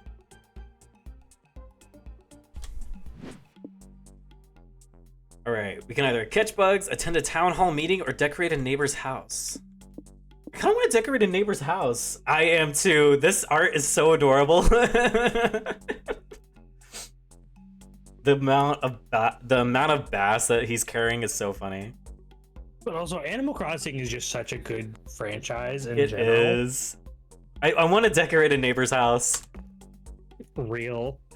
You and your friends wander the village looking for a bit, looking for a house that needs a glow up. Howdy. Howdy, little Amber bro. Do any of you need help redecorating your house? Oh, hello, strangers. What the fuck? What the fuck is this? I don't think we're in Animal Crossing. Sure, why not? You know, a house interior is like a person's interior. You want to move things a bit every now and then to keep things fun. I like my insides where they are, thank you. Yeah. This is not what they meant when they said rearrange someone's guts. Oh, what? Nope. What the fuck? Apparently you got disconnected. How? I don't know, but okay, great. We just lost all of that. What the fuck? I guess we'll look at No! your gallery for a second. Yeah, I'm gonna look through it too. Oh, that would have been so cool. No, I'm so upset. Oh yeah, that's what happened on last stream. We just like fucking lost.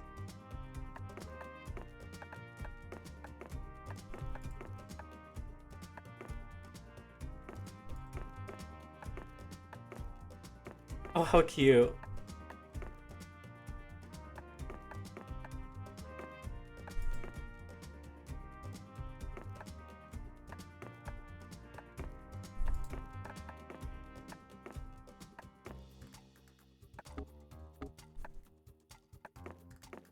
Oh my god, there's so much.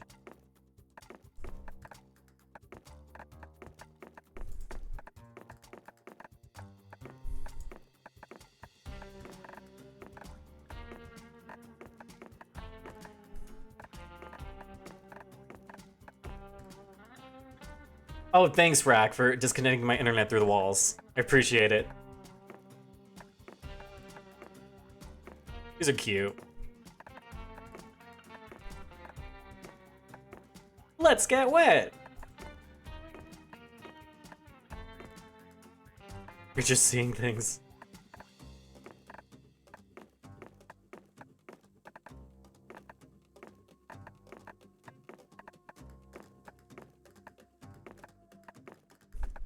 Oh yeah, I forgot she was in here.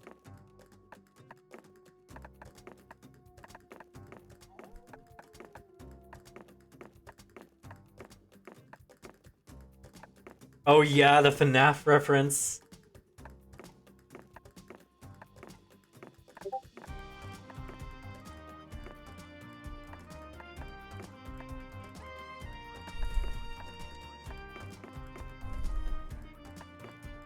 These are... Oh, hello!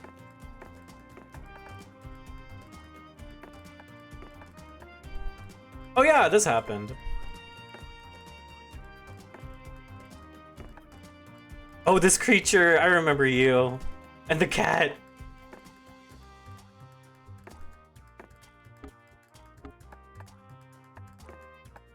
Oh, all the scenes.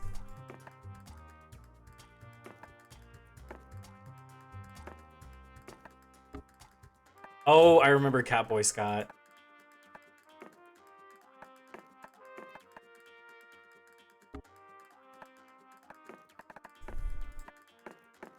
This art is so pretty.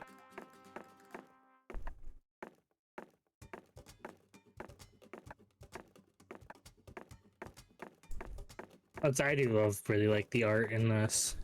Yeah, I'm looking at all the background art right now, the like scenic art. It's so cute.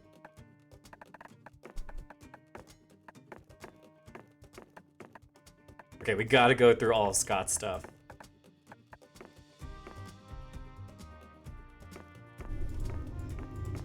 Oh my god, what did we get this? Otter Scott! Oh, that's adorable. Scotter! That's what it is, a Scotter. Oh my god.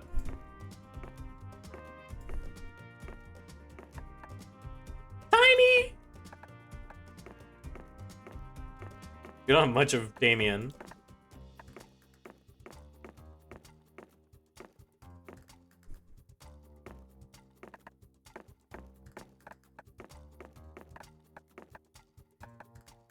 Oh yeah, Zoe!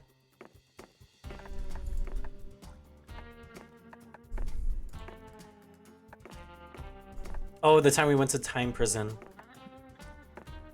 Oh, and when we got the lamb.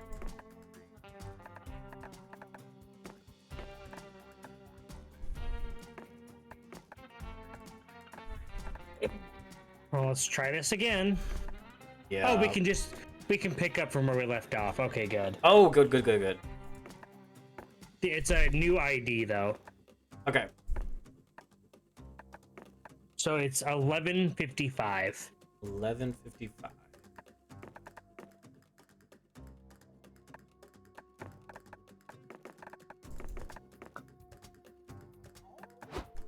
Nice.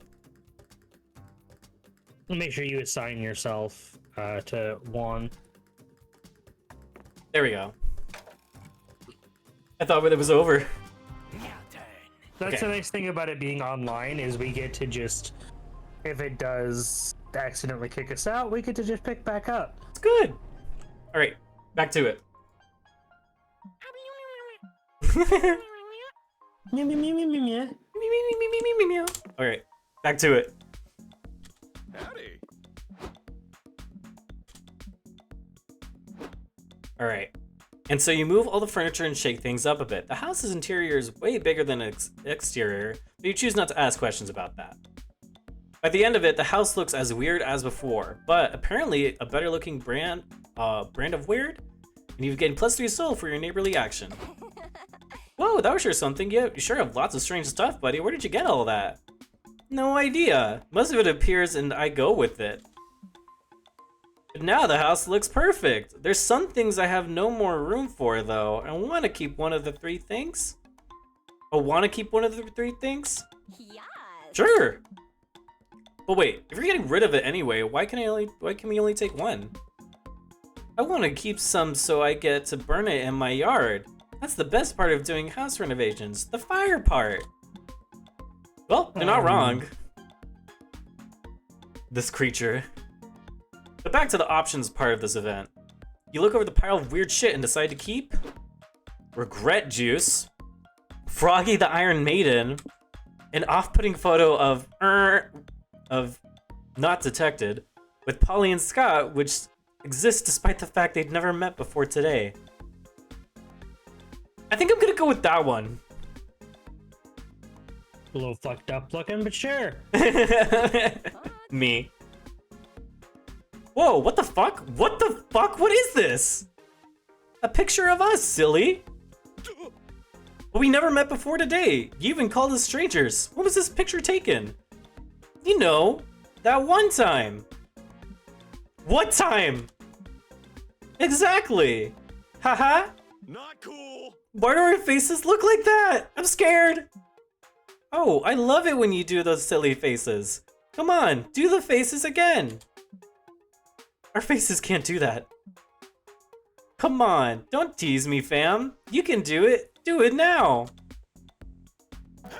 Oh my god, what the Oh fuck? god! This is some fucking like Sonic.exe bullshit. Yeah. Haha, that's the face. What the fuck just happened? Oh. Guys, my soul doesn't feel right. Ha ha ha! You're so silly. Want to see my photo album of our other pics together? Nope. You and your friends leave immediately and lose -3 mind. That's actually fair. That's fair. Time to stop and get some rest. I don't know, Rack. I don't know. Time to go flirt with Scott some more. Yeah.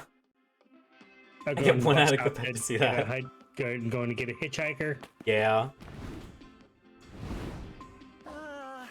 Where to sit? Obviously, Scott. After some conversations, you activate a deep conversation. This is your first one. Deep conversations can end in success or failure, and they're the key to scoring a date ending. Hitchhikers can only have one coveted deep conversation each, while Polly and Scott have two. So once a player succeeds in a deep conversation, and sometimes even if they fail it, no other player can attempt it. Act fast, because whoever gets there first will be the only one with a chance at finding love. How do these work, though? During the first half of a deep conversation, your monster friend will hint at their preferences on a topic that's important to them. Think of these hints as rules. When looking at the options, search for ways in which they break the rules. 2 out of the 3 will break the rules somehow. The one that breaks no rules is the right option. Choose that one and show your friend you really know and understand them. So, are you a good listener or not? Yo. Workouts are the best. Muscles. Muscles are my little friends who keep me company all day and I must feed them with workouts. Some of them are not so little. Well then. Right, that's a sign I'm doing my job right. I do this to cover all the muscles. Like right now, I'm doing my daily dose of banter to keep my tongue muscle big and healthy. Deciding what workout to do every day is a challenge in itself. There's so much stuff to choose from. There are workouts hidden in the most unexpected places, like chasing a car or hugging your friends. Who'd have thought? But you need to be careful, because sometimes you think a workout idea is super cool, but it turns out to be bad. You know, I'm gonna cheat and Google the answers on this one.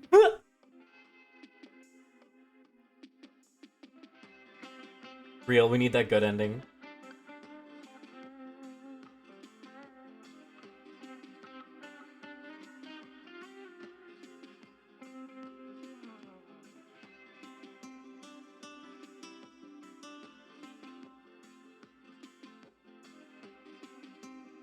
I was like, is this cheating? Yes, but I don't care.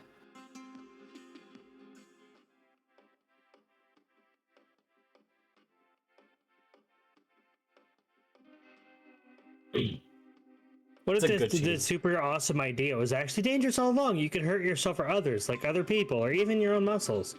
We want to point out that hurting your muscles would fall under hurting yourself and not hurting others, but you pass on this one. I need to be careful, bro. Being this buff is a huge responsibility.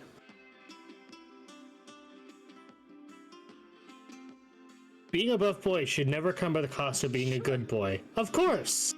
So I need to be smart when thinking of workouts to do. I need to be thoughtful, but you know, I am not super smart, so sometimes I run out of new workouts to try. Maybe I can help. Do it. That'd be great, bro. Let's brainstorm. What workout could I do today? We could even work out together afterwards to test our muscular ideas. Helping Scott while holding his sweaty, muscular body close to you? Sounds like a plan. Would it be okay if whatever we come up with isn't too complex? I don't know if you've noticed, but I get, confused easily. Of course, I'm sure we can think of something simple that doesn't put anyone in danger, not even Awesome, yourself. bro. Gotcha. So, what about...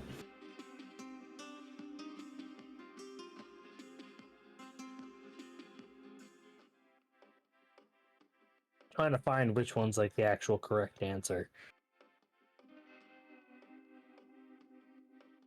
I Okay, feel I like it's found butt it. workout time.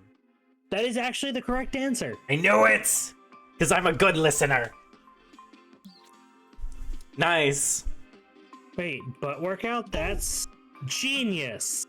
Butt workouts are great, and you need strong glutes to help you walk upstairs or hike. I do butt workouts every now and then, but I'm always a bit unsure if it's working since I can't check for my butt muscles myself. Makes me feel kind of bad. I don't want my glutes to go unattended. Were you really down to keep an eye on my butt cheeks as I work them out, bro? Yes. Literally just gives my character an excuse to stare at Scott's ass. Yeah. Which, real. Yeah. You're such a good person, and can I confess something? Always, Scott. Always. I've seen you staring at butts and even talking about butts and even sometimes drawing butts. Guilty as charged. Oh, I don't know. I think you're cool, and I've always thought it'd be cool if you liked me. I imagine having a strong, handsome butt would be a good first step. But Scott, your butt is already incredibly handsome. Your butt is so handsome, you could host a fundraising gala or a movie award show. You mean it, Coffee? I've never been more honest thing about anything, Scott. Aw, thanks. Although Coach always says that growing complacent is the worst type of growth you could pursue. And if you already find my butt handsome, I could keep improving my butt to reach even higher handsomeness. Zero That's hesitation. the spirit. Would you help me with this? Would you help me with doing the intense butt workouts? I was born for this, Scott. I was literally the one who proposed it just now. Perfect. Hold your hand here while I do this and keep count of how many times I do this with my butt cheeks. Can you do it? It'd be hard to stay focused and count while staring so directly at Scott's butt cheeks, but you'll do your best. Here we go. We spend the rest of the night helping Scott with intense butt workouts. You've never been so attuned to his buff, handsome butt as you hold it firmly close to your face. What a dreamy night. Nice. Ugh, I need my 14 hours of sleep. This is the bus stop. You can either check for hitchhikers to pick up or have a conversation with the one that's already riding with you. Conversations are a chill narrative treat with no choices to be made. If you hold enough conversations with the same hitchhiker, you might score a date ending. Additionally, each time someone interacts with a hitchhiker, their passive effect is triggered. As you play, you'll learn what each character's passive effect does. Exciting! You can only have one hitchhiker at a time. If you pick a new one, any prior hitchhiker will leave into the dark of the night. Oh my god, the lamb! Hello! You said Milo though, right? Yeah, because you specifically called them. Yeah. You invite Milo to join your road trip. I follow and subscribe. A road trip, you say? What a perfect opportunity to take adorable car selfies. I'd love to tag along, darling. Reaper's Free Pass. Milo can pull some strings so the end is not the end. What a good friend. Next week, the first time a resource hits 0, Milo will bring it up to 1. Oh, that's good. That's actually huge. That's awesome. What the fuck? Shout out Milo. Oh my god. This is why you have a Reaper come along. Always.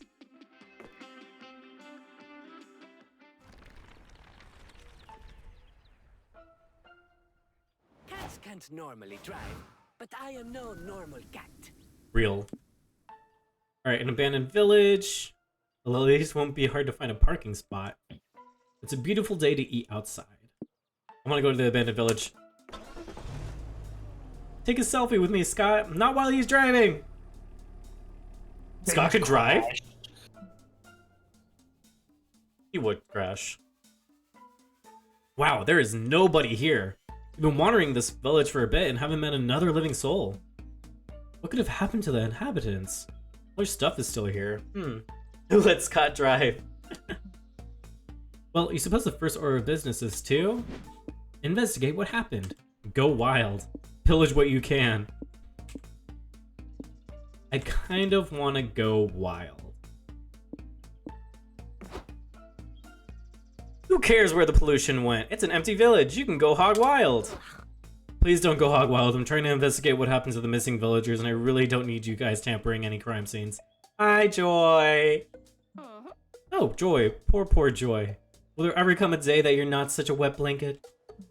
I am not a wet blanket. I can have fun. I'm just busy right now. So busy that you can't ride bikes around the industrial plant with us? Or sneak into an R-rated movie without buying a ticket? Or raid an abandoned ice cream truck to eat so many blue raspberry popsicles your pee is blue for a week? Seriously? Scott, you might want to go to a doctor about that one. What's your idea of fun? Are you 8 years old? Later. Whatever, more fun for us. Hey, stop egging the cop cars, you guys. I understand the sentiment, but I need to concentrate on my investigation. Seriously, Polly, you're gonna write Joy sucks in the egg yolk? Real mature. You know, if there's an evil villain here making populations vanish, I might be the only witch powerful enough to stop it. Being really rude preventing me from... Uh-oh.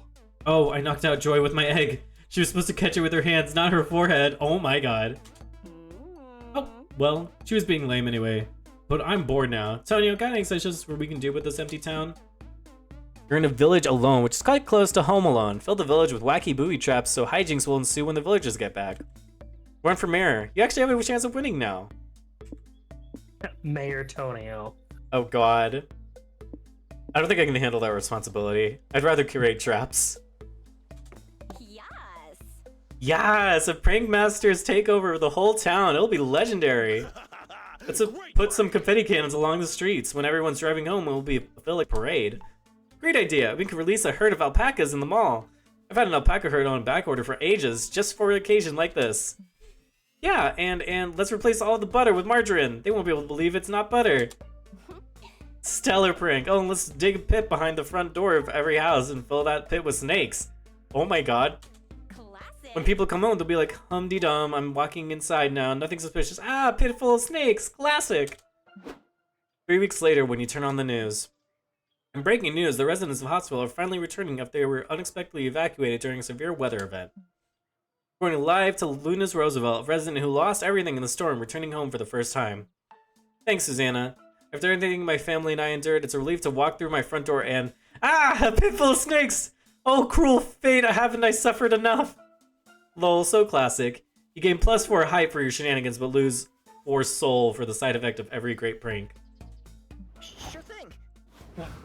Damn. I want to go to a Gothic Manor or the Dynast. I feel like we should go to the Dynast so we get soul back. That would be a good idea, I think. Because you kind of just lost us quite a bit of soul. It was worth the pranks, though. Up, and it's always mine. Mimi and I are taking candid pictures of each other in the back seat. Scott's driving, but he seems worried about something. The car's been following us for a while now. Oh, that car? Don't worry. That's just my camera crew filming some B-roll for the show. The what now? Hello, Belladonna. Glad to meet a new fan. The show, silly. I'm producing a web series called Milo on the Road, where I travel around and be my fabulous self. It fulfills my friends' morbid curiosity about my day-to-day life. And who am I to deny them that? Everyone can use more Milo in their day. Does that mean we're on the internet right now? That's so cool. Hi, Grandma. I'm going to teach you how to watch this when I get home. Aww. Sweet. I've always wanted to be a wacky side character in a reality show. I wonder if I'm the fan favorite yet. Tracking the comments on the last video. Okay. Bad news. Fans are not loving Milo on the Road. The top comment is, the series proves Milo is just another spoiled celebrity in an ivory tower with no concept of what real life is like. I'm unsubscribing. My fans find me unrelatable, but I need them to find me relatable. I like how their eye and the little heart on their chest changes color. Yeah, it's always been a cool detail. Otherwise, they won't consume my content, and I won't get the attention and devotion I insatiably crave. What do I do? Maybe you could do something nice for someone to get more people to like your show. Nice stuff is nice. True, doing good deeds is the fastest way to get an audience good graces. What act of kindness could I do from this car? People love watching cute, feel-good animal videos. Let's use your Reaper powers to help some roadkill transition into the afterlife. You can help fix that broken car parked on the roadside. People love it when somebody's act like they're the same species as regular folks. This one only because it means we could potentially resurrect some possums. Hey, yo, down. Oh my god, Zin, hi. Yo, finally got here. Welcome. Welcome. How's it been going? Good. We had it crash on us once, but we were able to get back in. Oh, okay. Because it just randomly booted Tony out. It did. It was weird. But animal reaping gigs are so unpleasant. Are you sure there's no better way? Nah, this is the best idea we've got. And look, there's a run-over raccoon right there. It's like he chose the most convenient time and Oh my place. god, to die. Rack, what happened? I'm sorry, what? Wow. Yeah, Rack got run over because Scott was driving. Yeah, that sounds about right. I think that's why Rack said why and then cut off. Fine, I'll do it. Looks like this raccoon soul is due to be transported. Hell, great. Let's get this over with. Are we filming the Talking Heads bit now? Cool. You want us to talk about the reaping? Reaping is totally Milo's true calling. Watching them work gave me a whole new perspective on life and death. Say, Milo's work is actually what made me aware of the death. Oh my god. Oh my god. In the background. Oh my god. It's like death doesn't have to be the end, you know? Doesn't have to be scary or sad. It's just a transition between realms. A human becomes a ghost, a demon goes to heaven, an angel is reincarnated as a human. On some occasions. On some occasions, a soul is given eternal rest and becomes stardust. Oh my god. No, it's Rack. Oh my god. The Reaper's job to gently guide those poor souls in the next phase of their existence. It's a humanitarian thing. Dang, that was cheap. You guys are gonna quote me on that, right? That's a Polygeist original. Milo finally drags Raccoon's soul to hell. Since they were pretty against this anyway, they insist on using -3 magic of yours to complete the job. Even if Milo's motivations were self-interested, it was still nice of you to not leave the raccoon's soul unreaped. You gained +3 soul. Nice. Rag said, I choose to be a problem past death. The Dinus is a classy lookout made for the road tripper with discerning tastes. Sadly, it looks like everyone and their mother is a road tripper with discerning tastes. This place is packed. The only way you're gonna get seated anytime soon is if you sit with someone else. This is a great opportunity to smash conventional manners and make new friends. Who do you sit with? The couple who looks like they need couples therapy. From you, perhaps? From you, maybe? The table who clearly doesn't want to be bothered, or the poor soul waiting for their blind date. I say we help the couple. Real. You take a seat next to a highly unusual couple, though the way they're shouting, you could have sat anywhere and still overheard their conversation. Oh, hello. It's the teacher, right? Or counselor? Not sure.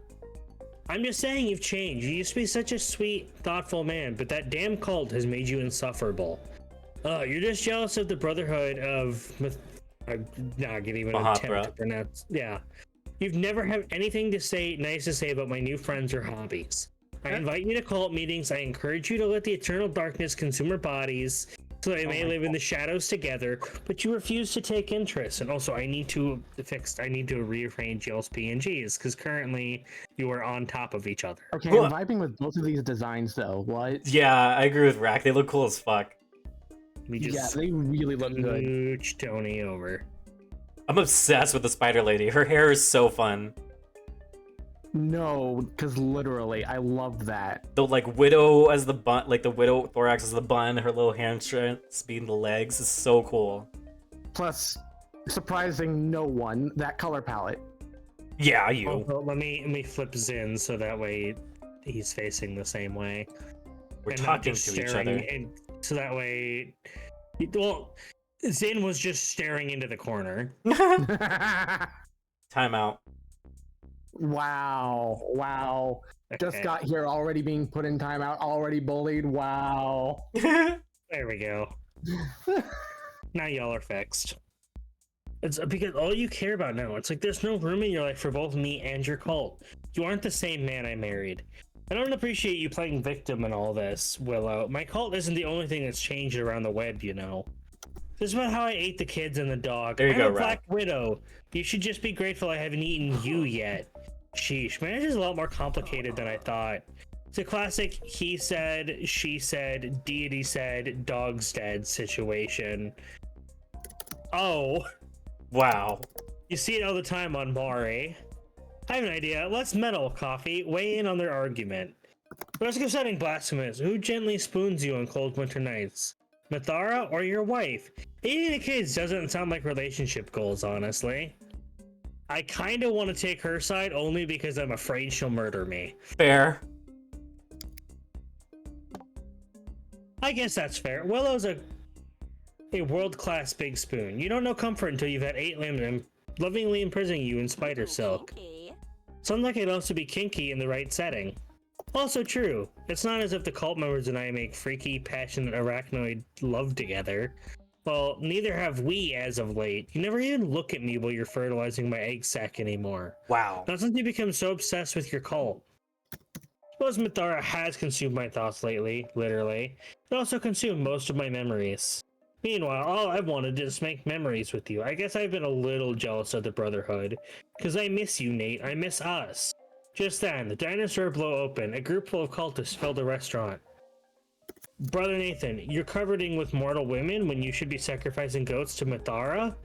We thought what we had was special. Well, you thought wrong. It's decided. I'm leaving the cult. Realize I don't need an Eldritch Abomination to give my life meaning. I already have that with my wife. Aww. Oh, Nate and Willow embrace. Then they start straight up fucking on the table. Oh my It's God. Something. The cultists leave and discuss. By weakening the power of Minthara, you manage to regain +4 mind for all monster kind. Nice. But you still keep it just protagonist thing. So now the only thing we're somewhat low on is just magic. Yeah. Oh, we are really low on magic. Ooh, we should get that back up. Yeah, we are at 4 magic. Also, if somebody could lower Raccoon Boy's timeout to like 2 minutes, that'd be great. Thank you. All right. You got the world's biggest potato, or you're a monster. Every truck is a monster. Oh, when you're a monster, every truck is a monster truck. Monster truck deathmatch. Okay, everything here we gain, so we could possibly lose magic, which sucks. Hold on, I gotta untime out.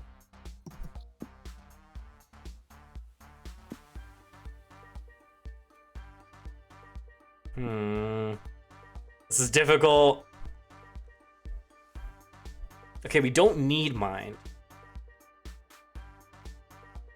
Yeah, it's we can spare mind if we need to. The only thing that we could possibly gain more of, either what we could do is get closer to a mind ending as well and then have 2 options later on, or we can try building another stat. We might want to try building another stat just so we have a bit of a cushion. Yeah. This one we can either increase hype or stamina. Don't want to use any more magic.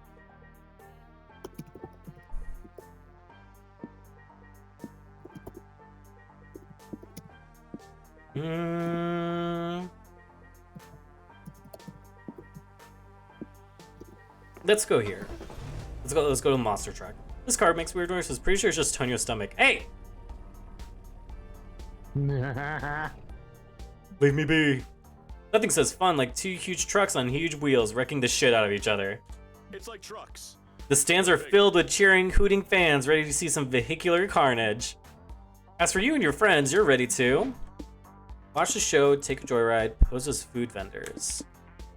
This might make us lose soul, maybe. We gain money, for sure. I don't want us to gain hype. I mean, we can lose soul and be okay. Yeah, I think I'm okay with losing soul. Like, the only thing I don't want to lose is magic.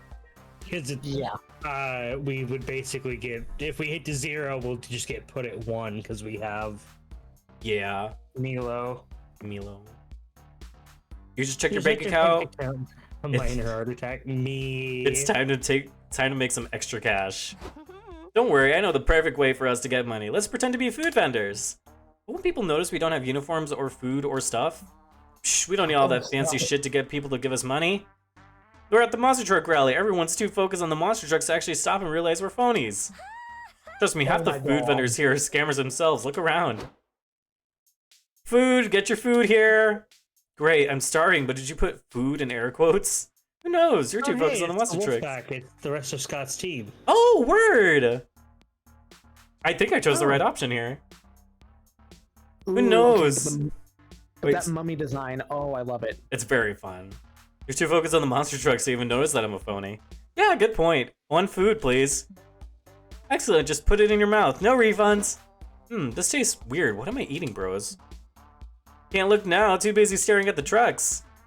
Holy shit, this really will be easy. The only thing left to decide is what food product you're gonna sell these suckers. Sell hard metaphysical questions. It will be food for thought. That'll probably make us lose mind, which will be good. You're with Scott, and with Scott there's never a shortage of Scott snacks that'll make us lose stamina, which I'm also okay with losing a little bit of. And these people really milk your car. Oh, That would make us lose magic, which Yeah, we do yeah. not want to do. I think we can afford to lose mind the most. yeah. Because you got to keep in mind it's probably going to be either -3 or -4. I think it's -4. Yeah, I think it's -4 now. I was about to say though, I think the Scott one sounds really fun though.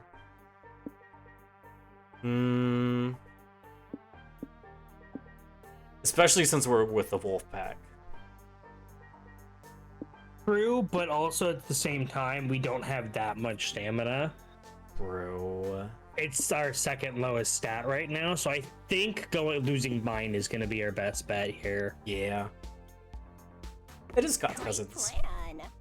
Great idea. People at monster truck rallies always expect hot dogs and beer, but what they're really craving for are unanswerable philosophical questions. Scott, is that you? Why are your nerd friends talking about philosophy when you could be talking about sick ass monster trucks? We're selling food for thought, bros. Do any of you have any hungry brains? Here, try a free sample. Why do we bake cookies but cook bacon? Whoa. Or this one. If you enjoyed yourself while you were wasting time, was that time really even wasted? Whoa! Plot twist. Or the ultimate unanswerable question. If you hate all the haters, aren't you a hater yourself? You are blowing my motherfucking mind right now. Me! I want to try. If werewolves turn into wolves in the moonlight, but if the moonlight is just reflected sunlight, why aren't we wolves all the time? Damn, that's a good one. You lose -4 mind pondering all these questions. Whoa, I've been so busy I forgot all about being hungry. This food for thought is the shit. Take our +4 money. Let's do this. Real. Oh, we didn't lose anything. No, we lost mind. Oh, we did? Okay. Yeah.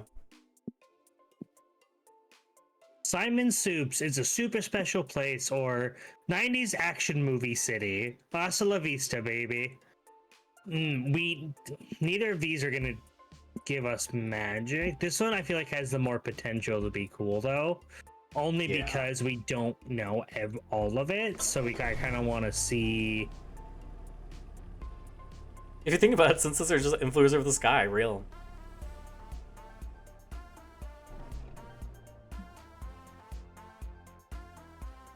This rundown soup restaurant seems to be years past its prime. Still, Mine you're is hungry mine. and a bowl of soup would really hit the spot right now. What's the worst that could happen? Some kind of murderous robot pops out of the shadows to kill you? Nah, that's way too unlikely and weirdly specific to happen. Final brain cell, no. So, what do you want to do at Simon Soups?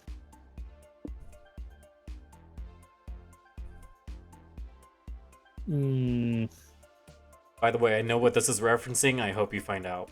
It's FNAF, I know. Yeah. Yeah. Wait, were you here for this one? I wasn't, no, but it's Oh. pretty obvious. Especially the celebrate Yeah. your birthday or work the night shift. me and fucking Tony were laughing our asses off when this happened. I was screaming. I feel like celebrating your birthday might give us magic.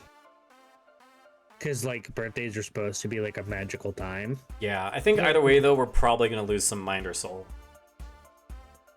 Which, I mean, we can spare both of those and be okay. Yeah. We're gonna go celebrate your birthday. You walk inside, you see a sign that says you get special privileges if it's your birthday. And there's an opportunity the prank masters can't miss. Welcome to Simon Soups, where the broth of childhood and the vegetables of imagination are combined to create unforgettable magic. I'd like a booth for me and my friends. Make sure you get a special seat for coffee. It's his birthday. Wait, really? I had no idea. Happy birthday, bro. Okay, your party can sit in the birthday superstar booth in front of the main stage. I'll boot up the birthday show. Oh, Jesus Christ. Yup. I knew it was gonna be FNAF, but Jesus Christ. I was waiting for Coffee to see these. Hiya, pal. We heard today is your super special birthday. That means it's time for the birthday song. Initiating non-copyrighted birthday song number 666.6. Happy birthday from Simon Soups to you. Happy birthday. May all your dreams be soup. Why were you born so succulent? Why are you born at all? Because you had no say in it. No say in it at all. Just know that on your birthday, you're my super special pal, and I'll be a good boy this year, or we will hunt you down. Terrifying. Thanks for visiting your old pal Simon Soups for all your stupendous birthday needs. See you next year. Do you make it that long? What? Hey again, did you like the birthday show? It was threatening. Yep. Anyway, Simon Soups LLC would like to offer the birthday boy a super duper birthday perk. You can pick anything off this list.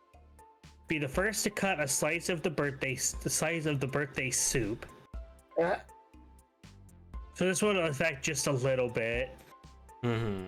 This would be the medium option, and this is a lot. I don't want to do this one only because one, no thanks. And two, I feel like we wouldn't survive the encounter. Yeah. It sounds like a lovely time. Free brainstorming session for the creation of your very own soup soda. So this is gonna give us mind. Yes, I think. I feel like this might be magic. It's either magic or stamina. Which either way we could use. I feel like we're gonna go with the first to cut a slice of the birthday soup. Yeah. Okay, here's your birthday cake flavored soup. Waitress gets you a bowl of chicken broth full of rainbow sprinkles. She put some birthday candles in it, but they just sink to the bottom of the bowl. Initiating birthday soup chant version 38. Final. This time for real. Final. Me. They sing yet another birthday song filled with soup puns and thinly veiled death threats. Okay, I got your super sacred soup cutting knife. TM, coffee, go nuts. What am I supposed to do with this? Soup is a liquid, it can't be cut. Come on, coffee, cut the soup. Don't be a little bitch. Okay, fine. You stick the knife in the soup and cut it, and you actually get a solid slice of soup. What the fuck? What the fuck? Hooray, birthday soup time. Let's sing a song for our rapidly aging friend. Ugh, another song? Is that really necessary? Singing is non-negotiable. Initiating life cycle of soup song, 10-hour loop. Oh god. They end up trying to sing again and again and again, and their unblinking eyes staring into your soul with your every bite. You eat your baffling, physics-defying birthday soup at the cost of -3 mind, but gain +3 stamina. Because solid or not, it's still soup.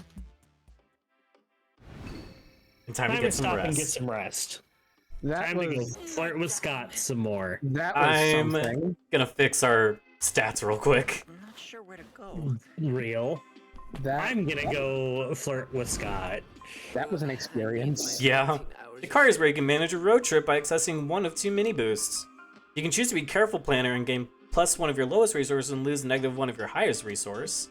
Or you can be a Risky Traveler and gain 1 of your highest resource at the cost of 1 of your lowest resource. Dangerous. So, what's it gonna be, champ? Cautious. Okay, I need 5 minutes. Alright, this is you, Coffee. Yep. Hey, bro. I'm gonna get some water real quick. Hey bro, good to see you. Do you want to get a snack with me? I want to hang out, but I'm super hungry. Craving some raw carrion and maybe an energy drink or a soda? What about you? All you're craving is some quality time with Scott, so you'll do whatever. You help him hunt down a deer and wash it down with a big gulp from the convenience store. Delicious. Get ready to take on the hunt. I'll wait for Tony to get back. Yep. Yeah, we somehow ended up with really high hype, like from the very beginning of the game. Good lord. So we're trying to like do things to like lower hype a little bit for just to keep it going a little longer. Right. Mostly so I can continue to flirt with Scott. God damn it. Why am I not surprised? This man has Himbo written all over him. I mean, I have been a simp for Scott since the first game came out, so this is nothing new. I mean, I can't speak because I haven't played the other games, but yeah, that checks out for you. Huh, I'm gonna eat a granola bar because I have a bunch just sitting right here. I'm back. What happened? Just me calling coffee out. What happened? What did they do? Just calling me out on my himbo obsession. Oh my god. Because he's like, we're trying to extend this that way I can flirt with Scott more. I'm like, no, that doesn't surprise me at all. Come on. Remember your driving lessons. All right. Where are you going? Still no magic. No more child might. The regular motel. Oh wait, we did this one. I remember this. We did do this. I don't remember what happened though. No, I do remember. I do. I remember this one. It might. I don't know if it'll be the same thing the second time though, but I do remember what happened here last time. After a long, exhausting day of sitting in a car, you're ready to turn in for the night. I need some rest. Try to choose which mundane activity to do before going to sleep. Surely Polly and Scott will find a way to make it weird. Watch some TV, order some pizza, or get ready for bed. That'll It make was us the gain pizza we did stamina for last sure. time. Yeah, we did do pizza last time. We definitely gain stamina. I feel like we need to find a way to gain some magic. We'll watch some TV. Real. This will be interesting. You're not quite ready for bed yet, so you decide to watch some TV. Sadly, your motel doesn't have any streaming services, so you're stuck watching cable like some 18th century peasant. One channel is playing a reality show where the contestants are tiny people, literally trapped inside your TV. Please don't change the channel, they beg. We're still hungry. We've been waiting for... Lame. boring. What else is on? Evil. You change it to the Snakes and Ladders TV adaptation. One aloof man says to another, "Chaos is a ladder, my old friend. Perhaps the only ladder out there. Ah, and ladders. Ladders are also a ladder." The other super serious person responds, "Indeed, our dreams and hopes resting at the top, so close yet so far. But a cruel world plagued with snakes who will betray you and make you slide down their slippery bodies. But this is a world of snakes and ladders." He said the They said thing. the thing. This show seems complicated. Is there anything else to watch? The next channel is the Merkingdom Totally Objective News Station. In today's news, all trespassers who breach the surface will be beheaded. Dolphins, orcas, and other mammals will need to apply for a temporary surface residence permit. Fucking bureaucracy. Coffee, can you find a channel that isn't totally lame? Dog! Oh my god, wait! Decomposing Possum Carcass. It's the most popular miniseries right now. Nonsensical, but full of twists. Damn, rip Tony. Well, Damn. What happened to Tony after Tonio was brought out? Oh my god. oh no! Just It's just shot Tony's Danny rotting Field. corpse.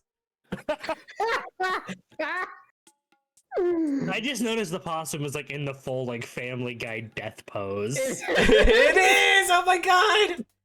The marathon of very weird Japanese Scott snacks my God. commercials. Surely it'll make you crave some. Dark arts and crafts with Melkor the Ancient and the kids. I feel like this might give us magic. It might. Or we might lose magic. Either way. I We mean, did it's dark together, arts and yeah. crafts, which is usually a positive thing. Yes.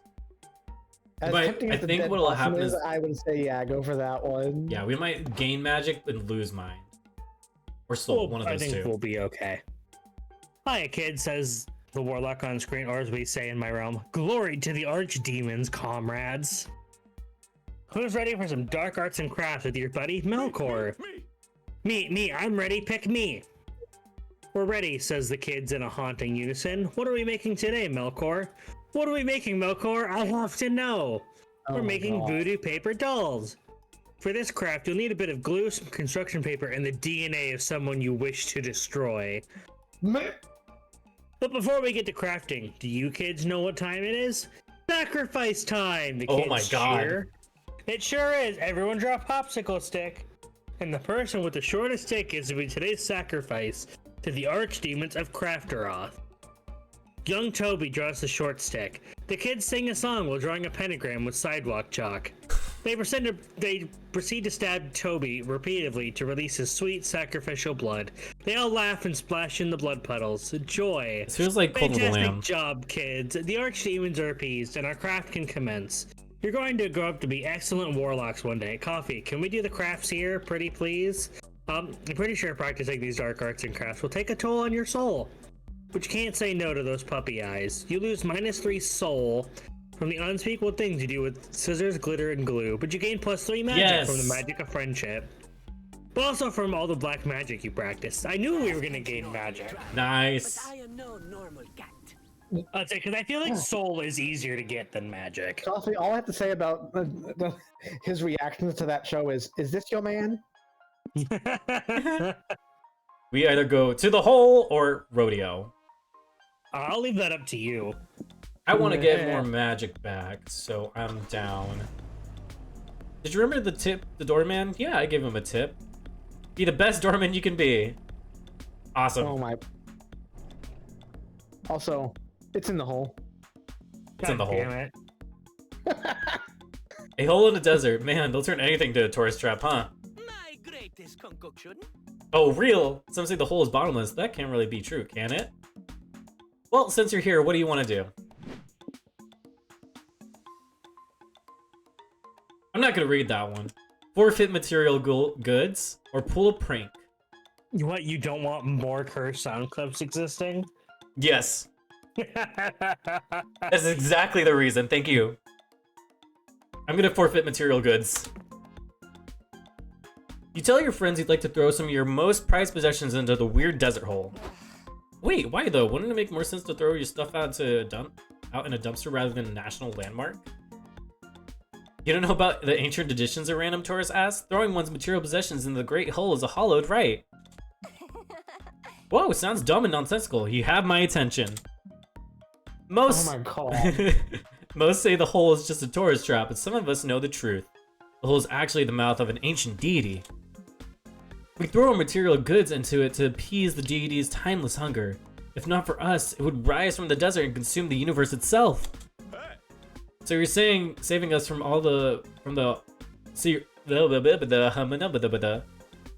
Words are hard. They are. So you're saving us all from the apocalypse by throwing your old junk in a big hole? That's so selfless of you. Thank you. If I call my mom right now, would you repeat that back to her? I don't know if I buy all that, but this culty stuff is weird enough to pique my interest. I'll play along. Here, Hole, take my dad's old pipe. I kept it for sentimental reasons, but my new pipe glows in the dark, and I suspect glowing in the dark beats sentimental value. Good riddance. Wow. Oh, great, Hole, here are some of my favorite bones. Normally I'd bury them myself, but I can only dig a good hole, and I heard you have a great hole. Tonio, what are you throwing in the hole? Pair of dice into the hole and never know what number you rolled. Throw away incriminating evidence. Knowing me. Pops are on to you, Tony. You quickly throw away your incriminating evidence in the hole and breathe a sigh of relief. Plan. Hey, great idea. I've got some incriminating that I could toss too. Like these Polaroids of me and the giraffe I snuck out of the zoo for a week. Good times. I'm gonna throw away all these bloodstained wallets and horrific crime scene photos. What? Scott? I'm sorry, what? Wow, I had no idea you had that kind of evil in you, Scott. We could have been pulling way cooler pranks all this time. Oh, these aren't mine. They're Wolf Scott's. You can be kind of a rascal and can't go back to jail. Crazy! What? I mean, still Smash. I didn't see what you threw away, Tonya. What was your incriminating evidence? Coffee. God damn it. Wait, what did they say? I didn't hear it. He said still Smash. Oh my god. You have a Oh my flashback to God. being back at summer camp. You just work up the nerve to sit by Calculaster and Dahlia at the campfire. Hey, call back to the last game! Hey Tonio, nice scrapbook! It's more than a scrapbook, it's a trip planning book. I want to invite you to on a trip to the Canary Islands with me this summer. Oh, we know someone that used to live there. Oh, nice.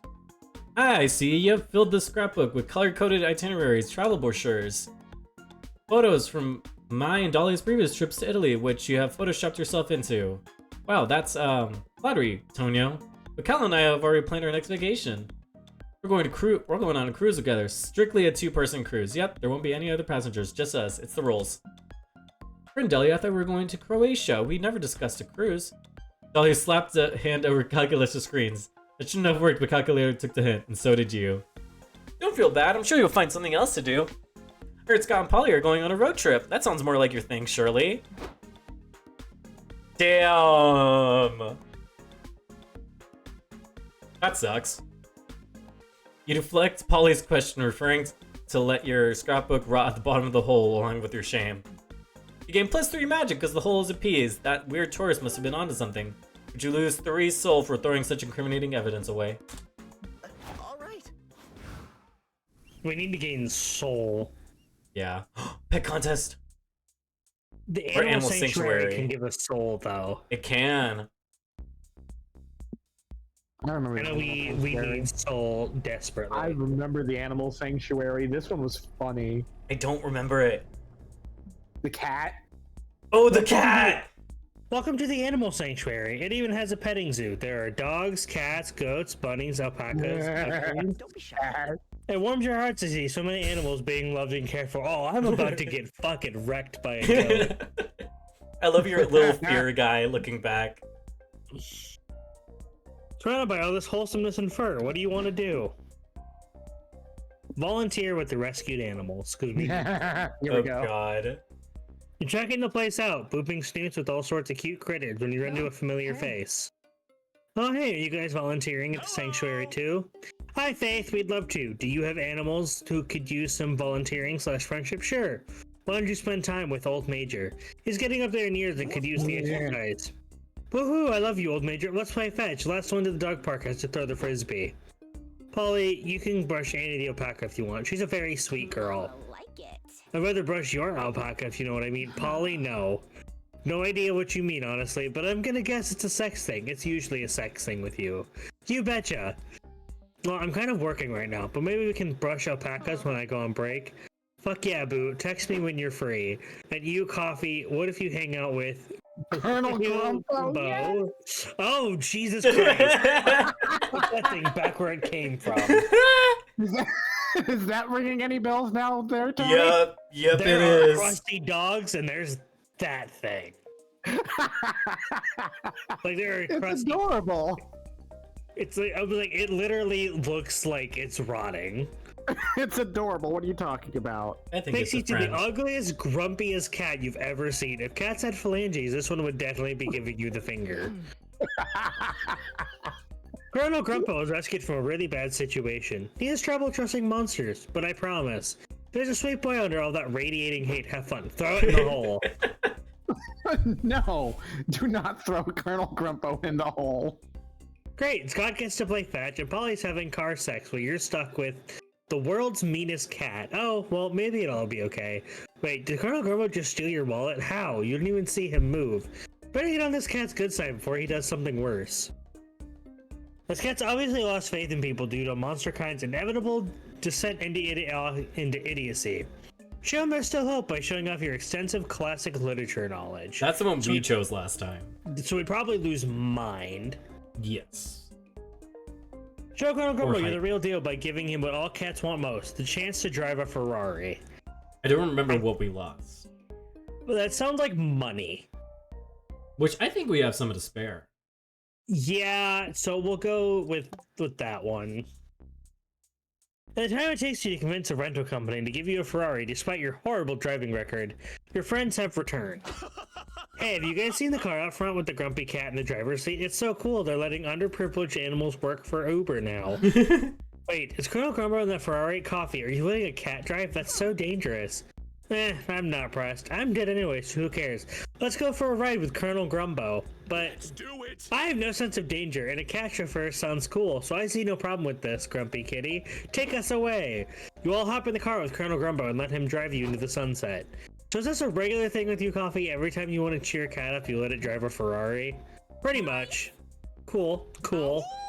I was sticking my tongue out of the window. You're the best reckless driver ever, Colonel Grumbo. At least everyone's wearing their seatbelts. That makes me feel marginally better about this extremely unsafe situation. You get paid a few extra white hairs, but you enjoy your joyride is a success. You even see a small smile on Colonel Grumbo's face as he snoozes on the steering wheel. Use -3 money in the car rental, but gain +3 soul for spending time with Grumbo. Nice. Have you ever seen a cat drive? All right, we had to go to the circus. Finally, you can be a clown without people noticing. Or, Oh. someone said spelunking. Be sure you bring your spelunk crown. You can gain soul or money. I kind of want to go spelunking.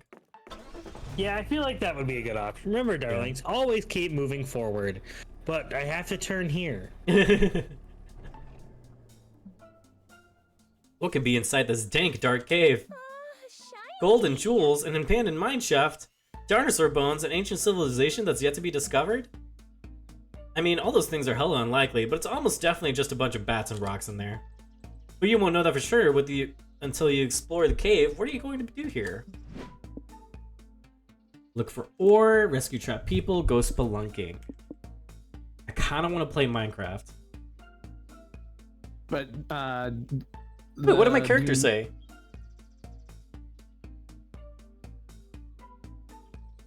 Was it about being a cat that can drive?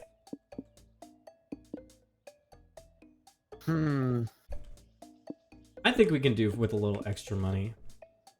I think we'll lose some stamina, I'm pretty sure. So I'm okay with that. But also we could use the soul, because soul That's is what I was still the thinking. lowest. True. I think we're gonna lose stamina either way. Yeah. You, Polly, and Scott are hiking around the cave looking at cool stalagmites and bats. You hear voices coming from a far-off chamber. Whoa, bros, there are people in here, and they're chained to that wall. Kinky. Hey. Oh, nice. Don't worry, everyone. We're gonna save you and bring you back to the outside world.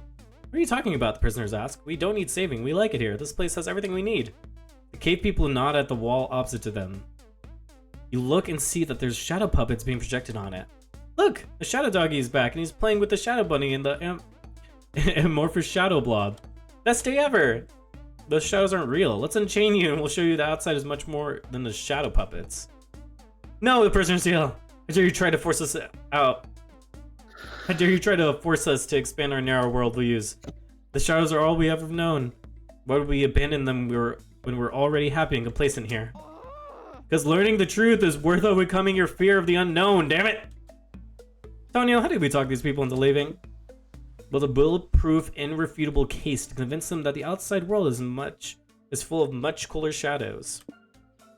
It's time to incur some good old student debt and get a PhD in philosophy. Okay, so that'll lose us money. I think this one will make us lose stamina. Either way, we can lose either. I feel like we would be better off losing stamina just because we do have more of it and it's easier to get back. It is. Great plan. Great idea! Time for a planning montage. Montage passes of you guys reading books about shadows, writing on chalkboard, practicing your shadow puppets, and doing chemistry for some reason. You lose, mind! Not ideal, but it'll be okay. Yeah. But finally, you have your irrefutable case on why prisoners should leave. Listen up, bros. We know you think your shadows are cool, but the shadow outside this cave are even cooler. So look, come with us. Okay, Phoenix, right? That's it? Your whole argument? What about the montage? What about the chemistry bit? We're not convinced, the prisoners say. The shadows in here are already pretty great. Sure, but get this, in the outside world, shadows are so cool and interesting, they even have their own mascot. His name is Shadow the Hedgehog. He's so popular, he has his own video game, and lots of lewd fetish art. Okay. Oh my god. Oh, the prisoners say. We do love lewd fetish stuff. Our second favorite thing to shadows is being chained to a wall, after all. God damn it. Hi, Kuro, welcome in. I'm glad you got to hear that. Kuro. Hi, Hey, Kuro, welcome in. You picked a hell of a time. You did, you really did. I knew it, I knew this was kinky. You successfully free the prisoners and then go to the outside world to meet Shadow the Hedgehog. Unfortunately, they're completely blinded by Shadow's coolness, but all that matters to you is getting +3 soul for the rescue. I can't believe Shadow the Hedgehog just blinded people. Stop and get some rest. Is this going well? I'm okay. Nighttime. Alright, I'm gonna do some trading.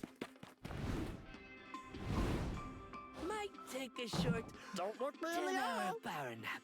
Howdy! Welcome to Noodle Swap Shop, available by invitation only. Oh, but I didn't receive an invitation. Who cares, really? Anyway, choose something already! Okay, that loses magic. This loses, what was it? Was it mind? I think that loses mind. That loses soul. And this loses money. What we need is mind. I think this, was it mind? Yeah, it was mind, because it was relaxation. Somebody else's credit card, I think we're okay with losing that. Yeah, we can stand to lose money and be okay. Yeah. The only one he's shrieking at is this one. Haunted rearview mirror, I think, is magic or mind. This is hype. That's stamina. This, I think, is... might also be hype. I think this might be it. It's either magic or mind, which I think I'm okay with. This one's definitely hype. This one's definitely stamina. I don't know what the horse say butt both is. magic and mind we could earn. So yeah, I think go the mirror. Sucker. It was magic. You will totally regret this. Oh my god. Oh my god. Your sleep paralysis demon. I said hi. Oh my god. Your kidneys belong to me now. Me Yep. now. Oh my god. Oh yeah, I forgot I sent Kuro Hey, bro. the clip from earlier. Oh, that's cute. Hey bro, how's it going? I was just about to do some exercise. This road trip has put my workout schedule all out of whack. Gotta get some reps in tonight. That makes sense. Maybe I could help you work out somehow? Hey, good idea. You can sit on my back while I do push-ups. Yeah, you get to sit on Scott and scroll through on your phone while he does push-ups. Scott, raise your arms. It's oddly relaxing. Sorry, I was weak. Kuro just said, Scott, raise your arms. Yep, I'm reading chat, but also real. Yeah. Like, not what I'm into personally, but like it's Scott, so I get it. Yeah. Cats can't normally drive, but I know normal cats. Fancy motel for the discerning overnight guests, or I foresee this location in your future. The fortune teller. I think the motel might potentially be able to give us mind because it's like fancy and so we could be like relaxing. Yes, for sure. I agree with that. I did want to check it out more. I want to see what's going to happen. Guys, I'm pretty sure we've seen that cactus before. Is it like a celebrity cactus? Where do you stay when you're too cheap for a real hotel but too fussy for a regular motel? Here, apparently. Ooh la la. This place is full of class, charms, and poise. 3 things you've always lacked. Like how the same person works at every place. Yeah, she's really funny. I think she's also based on Sadako, which is really funny. That makes sense. Yeah. She's wearing multiple hats. Fine. Just busy. It's that one character from Amazing World of Gumball. Now I just picture either she's teleporting to all these locations or you just see her in the background running from one location to the next. which means tonight is the perfect night to cosplay as a rich fancy person. What do you do?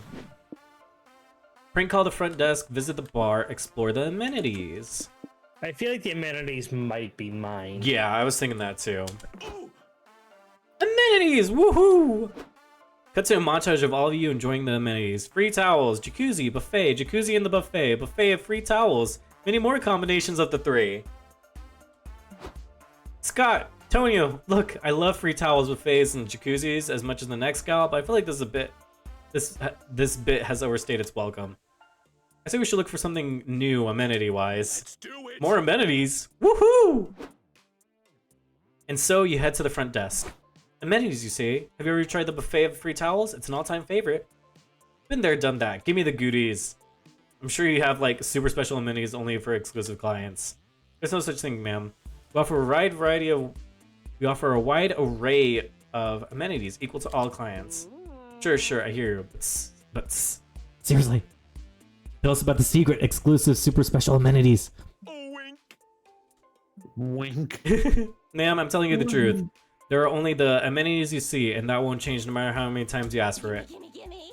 Come on, give me the exclusive, super special amenities. Gimme.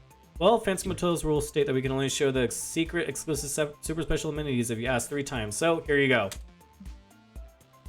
Secret, exclusive, super special amenities. Woohoo! Nice. You check your options here. Pillage other guest rooms. Undergo initiation rites to join the Fancy Exclusive Motel member cult. I feel like pillaging other guest room might potentially give us money. It might give us money. We'll definitely lose soul. I think both of these will lose soul in, though. I think this one, though, will most likely Probably. lose magic. This one, Which- we might also go to a room that we don't want to see, and we'll lose mind. Yeah, it's kind of a roll of the dice here. I'll leave it Yeah. up to you. I think purely because the other guest rooms might lead to more funny interactions, I'm gonna go there. That's real. So that reminds me of the fucking Family Feud clip. What would a robber not want to see when they break into somebody's house? and somebody buzzed in, naked grandma. Naked grandma! I love Steve Harvey. He's so funny. I love that clip where he's just like, kill! Okay, I just have a bunch of Steve Harvey gifs just as reaction gifs. All right, but there are some conditions you have to follow. You can only pillage the guest's personal items. Remember, if it's got a Fancy Motel seal, it's not for you to steal. You can only pillage children if their parents sign a release form. Fancy Motels has legal claim of 50% of all pillaged twins. The pillaging period is only open until 9 p.m. Any pillagers found after dark will be shot on sight. What the fuck? God damn. Oh, I would love to see you try. After signing some legal forms, you, Scott, and Polly have a ball ransacking other guest rooms, taking anything that's not nailed down and lighting the rest on fire. Please have mercy, cries one woman whose room you pillage. You can take whatever you want, but don't hurt my kids. Don't worry, man. We'd never do that without your signature. It's against the terms and conditions. It just goes to show you that anything's ethical as long as you follow the rules. You lose 4 soul from the fact that the last statement might not be true, but hey, at least you steal +4 money from other guests. Probably could literally not care less, yeah. Aren't we going too fast? Let's see here. Secret government lab or a dungeon. God, that I was it. kind of want to investigate the secret government lab, partly because I know we can get soul here. We can. Finally, some respite from wacky stuff. Why is it always on my turn? It is! You pull over when you see a bus buzzing techno music. A crowd of fish people are hanging out and dancing around it. Polly runs up to one of the mer people, having the starstruck expression of someone meeting their celebrity crush. Hi, sorry to bug you. We were driving past and I couldn't help but wonder if, shouts the fishman. Sorry, bro, can't hear you over this boosted bass. Just wondering if this is the legendary, yo, you gotta speak up. We're on COD route. The music only gets louder from here. This really is COD route. No way! What's COD route? tradition, a pilgrimage practically, that was popular in Spain and during the 1980s. Oh my god! Groups of friends Hold would up. spend Friday through Monday non-stop partying, hopping from nightclub to nightclub and getting turned on the road or in parking lots along the way. Oh my god, hi Gilgo, thank you for the raid. How are you guys? What are y'all doing? I got a shout out for Gilgo. It's oh I no, it got is it. Gilgo. Thank you. Where are y'all? We're playing Monster Camp or Monster Prom 3 Monster Road Trip. A lot of stuff has happened. Y'all are already following Gilgo. Go follow Gilgo. They're amazing. They're funny. They're silly, if that's what you're looking for. I think silly is a great thing. What is Garden of Bonbon? It's going I feel like good. we're better off not knowing. That is also true. It's going good. We're doing easy mode right now, so we're just kind of reading a bunch of stuff. It's been a lot of fun, though. You missed me saying some very questionable stuff on stream. Hold on, I can grab the. I didn't. You didn't, because you got to see the clip. Yep. Silly is the I'm best word to describe I'm a it. mod, so I'm able to just post these things. You are able to do that. Oh god. There you go, Yeah. chat. Yeah, we're having a good time, but thank you guys for coming in. Much appreciated. Yeah, Tony talked about pumpkin fucking. Yeah. It's the best game ever. It is so awesome. Word? But as far as I knew, COD Route ended around 96 when the government cracked down on nightlife laws, so this should be impossible. Now, we found a loophole, says the Fishman. This bus has been going ever since 96. COD Route can't end if the party never stops. That is fucking legendary. You should be part of the legend then. Want to party with us? It would be my honor. You and your friends dance, drink, and party the next several hours away. Could've been Hey, not worse. to be a party pooper, but when are we leaving? I'm losing a lot of stamina after 48 hours of dancing. Woo! Shots, shots, shots! COD Route Oh. forever! Dang, I knew Polly liked to party, but I've never seen it get this bad. We gotta get her to leave coffee, or may really be stuck here forever. She could have said cock for, yeah. Her ears to protect her from the alluring beasts of the COD's party. What the fuck? Or What? the only way to catch Polly's exclusive attention is by designing a party that's not only bombastic, but caters specifically to her exact taste, the Polyfest. Real. I feel like the bottom one's definitely going to cost money, but we can spare money. Yes. Also, I We'll do the think Polyfest. the first one would definitely make us lose magic by using the car's fuel.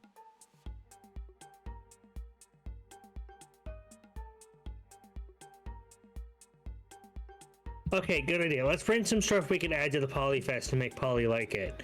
Let's tell her that there'll be a twerking contest at Polyfest. She loves twerking. We can also tell her that there'll be a drug-taking contest. She likes drugs a lot. I don't really get it, but it's her thing. Polly's also pretty smart. She's into smart stuff like chess and books. Maybe we can tell her there'll be a smarts contest at the party too. Scott's ideas are very earnest and sweet, but you feel like you need to remind him that partying isn't really about having a series of contests. Oh, good point. Then let's just tell her there'll be twerking, drugs, books, and chess there. That should be enough to convince her. Fine by me, but doesn't all this dishonesty make you uncomfortable? That's fair. I don't really like to lie. I usually do my best to tell the truth and be a good boy. But if we don't do something, Polly will stay at this party forever and never do the other stuff she likes to do. And I think letting that happen is a lot worse than lying. Let's find her. It'll probably take a lot of convincing to get Polly to leave this place for Polyfest, but... Whoa, did you say there's a party going on called Polyfest? That's literally has my name on it. We should go. Oh, perfect. We were going to suggest that. I heard they got all your favorite stuff there. Oh, really? Do they have dolphin strippers? I've been obsessed with dolphin strippers. Ever since I sorry, thought of how what? cool dolphin strippers would be 2 minutes ago. There you I'm go, sorry. chat. There's your clip of me saying such shit. Wow. Sure. Sweet. Let the +4 hype roll in. Onward to Polyfest. That was easier than you expected. That you are. I think we accidentally just finished the game. Whoops! But in 10 minutes, she's already forgotten all about it and is just talking about dolphins and G-strings. Good thing all those shots destroyed her short-term memory. Onward to the road trip. Oh, I think we get to keep going. Are you a government conspiracy theorist? Well, you're about to be. Welcome to the secret government laboratory. Where, oh, I remember this one. I watched y'all do this one. We found the weird Damien creature. Yeah. For all your favorite politicians, order the scientists to play God.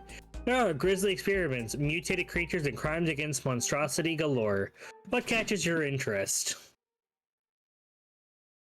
Scientific test gone horribly wrong. Check out the weird cloudy tank with the menacing silhouette. Which one did y'all do? I think it's scientific test gone horribly wrong. So let's check out the weird cloudy tank. Yeah, I feel like that's gonna be like an anime reference for some reason. Probably. Wandering in the web when you find a huge cloudy tank in the back surrounded by I have a warning question. signs. Oh, Nope, this that is the would- one y'all did. Nope. This Yeah, is it the one. was. Oh, well, we can just take a different route with it. Handle only with hazmat suit and post-nut clarity. What's a sex galgamate? I'm not gonna attempt that. Read these notes and find out. It was discovered wandering the woods, screaming incoherently and setting occasional fires. Excretes pure sexsulfate, the chemical that makes all things sexy. Cool. This lucky find will be able to painfully extract sexgalgamate from the creature for the rest of its short, miserable life. What could go wrong? What does it say after that? It's mostly ketchup stains on the last pages. Scientists probably eat fries on the job too. So there's a weird, sexy creature in this tank. It smells familiar, like lighter fluid, hairspray, and ants. Is that? Yep, there's Damien. Yep. What's up, noobs? Oh,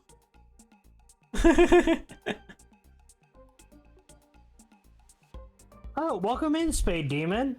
Hi. Yep, we're playing some Monster Road Trip with Tony, and Zin's chilling here too. Yep. Getting to come along for the ride. Aw. Poor little abomination. We should free him. He deserves to live a full, sexy life. I guess that's true. Poor Multi Damien. Your pussy was just chew popping for this world. Oh my god. How should we get him How out? should we get him out? Use the art of disguise. I think this is the one y'all did. Yep. Yes, the mustache stuff. So what if we do this one instead? Yeah, because the other one cost us money, and this one will probably make us lose soul. Then we may go with this one though, because we don't really have much soul to spare. True. But the new option. I mean, it's gonna be new for my chat regardless. True. I think we're gonna go with this one just because we don't really have soul to spare. Yeah. It's a metal line, by the way. Hey. Crazy. Or- This game series is ridiculous. I love it too. You sneak the multi-Damien down the hall. You can see the exit, but just before you reach it, a security guard steps in your path. Wait, you can't leave without clearance, says the guard. I need to confirm you're not escaped experiments or newborn baby clones or anything. Spicy red baby. I'm sure you aren't, sir, but you know how the big wigs in corporate get. You gotta ask some routine questions to verify your identity. 1. What's your preferred material of choice? I see, I prefer wood myself, but I won't judge your preferences. 2. How old are you? Spicy red adult. Spicy red adult. Ah yes, the prime of one's life. I miss my spicy young adult years.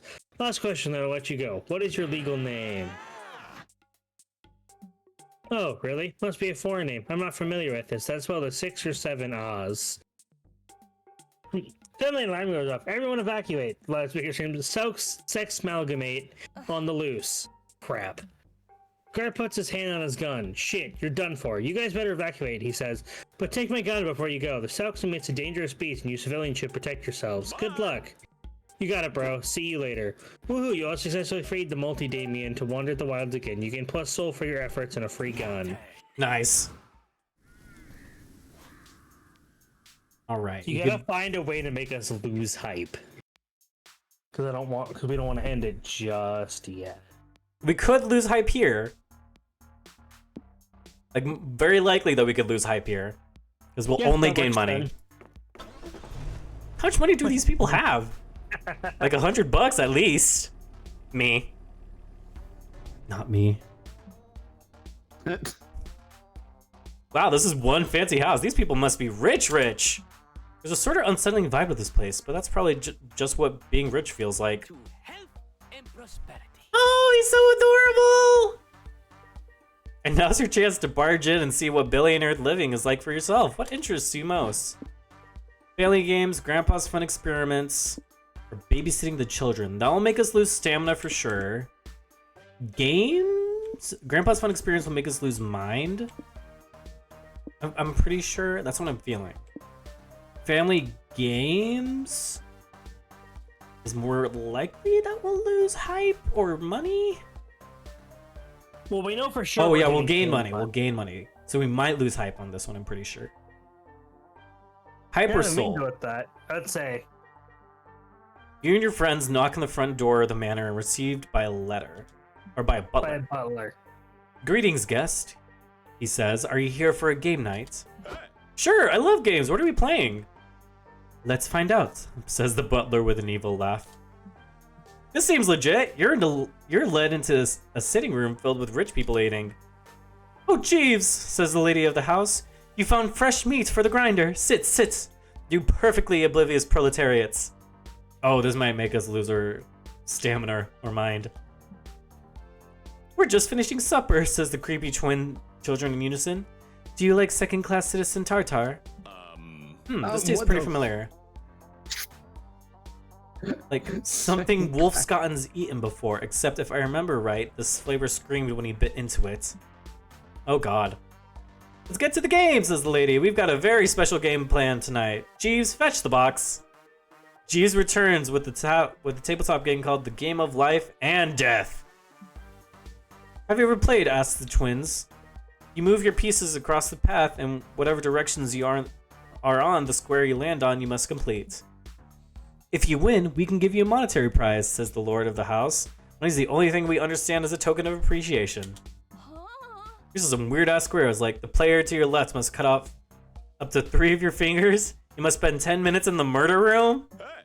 It's okay, there's some good squares too. This one says if you land on it, you get to eat a banana. Look closer, it says you must eat a poison banana. That's bad, Scott. Oh! Well, if you don't like this game, we can play sports, the Lord says, but be advised, sports for rich families is just hunting poor people with crossbows. Yeah. There's a movie about that one. There is! It's called Ready or Not. I want to watch it. I've heard it's actually pretty good. Fine, board game it is. Looks like you're up first. You roll a 5 and come to a fork in the road. Which square do you decide to land on? All your business ideas are now intellectual property of the player to your right. Lose one moral principle of your choice. That loses soul for sure, which I think we can afford to lose. The top one might make you lose hype, actually, because all of your ideas are no longer your own now. True. We might also lose mind out of that as well. I mean, I think we'll be okay if we do end up losing mind, since we can always just fix it once we get to the rest stop. Yes, I agree with that. No, not your business ideas, Tonio. Those were your only chance of succeeding in life after high school. Too bad. Now your ideas are mine, cackles Uncle Wilbur. Stealing others' ideas during the game of life and death is how I made my fortune. Go on, spill. You pitch your $1 million idea. A social media network for dogs. Second thought, maybe this isn't much of a loss for Tonio. No, hear me out. Dogs are social creatures, right? But if their owners are too busy or lazy to take them to the dog park and meet other dogs. A social network for dogs will let them mingle with their kind without even leaving home. Dogs? Kuro? Hello? It's the perfect solution to the problem dog owners don't even know they have. Thank you. Thank you.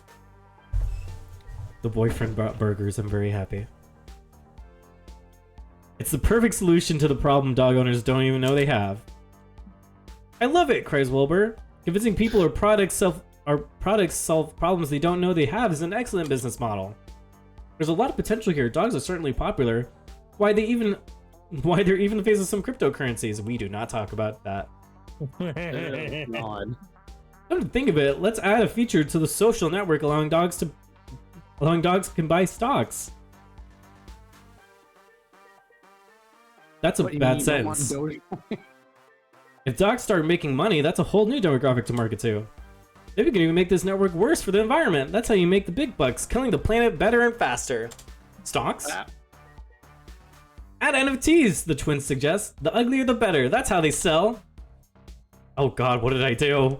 We could make a whole web of pet-centric social media, says the lady. Like cats, gerbils, birds. We could call it the Petaverse. Oh. What did I do? Good job. You and your friends slip out as the evil millionaires break into a musical number about the joys of controlling the internet and monetizing counterculture. Why We is did this lose giving them- mind. Why is that giving them one musical number from the Lorax? Oh god, I think it is. You lose negative 4 because your innocent social dog media has been forever tainted and lost, but you do God. get +4 money for selling the rights. Sure thing. Well. Oh, there's the mind. Hmm. Yeah, we do need to gain mind here. Let it die, let it die, let it shrivel up and die. Yeah, me too, right? I was referring to the other one with the whole family. Oh yeah. Oh, Once yeah. this- How bad?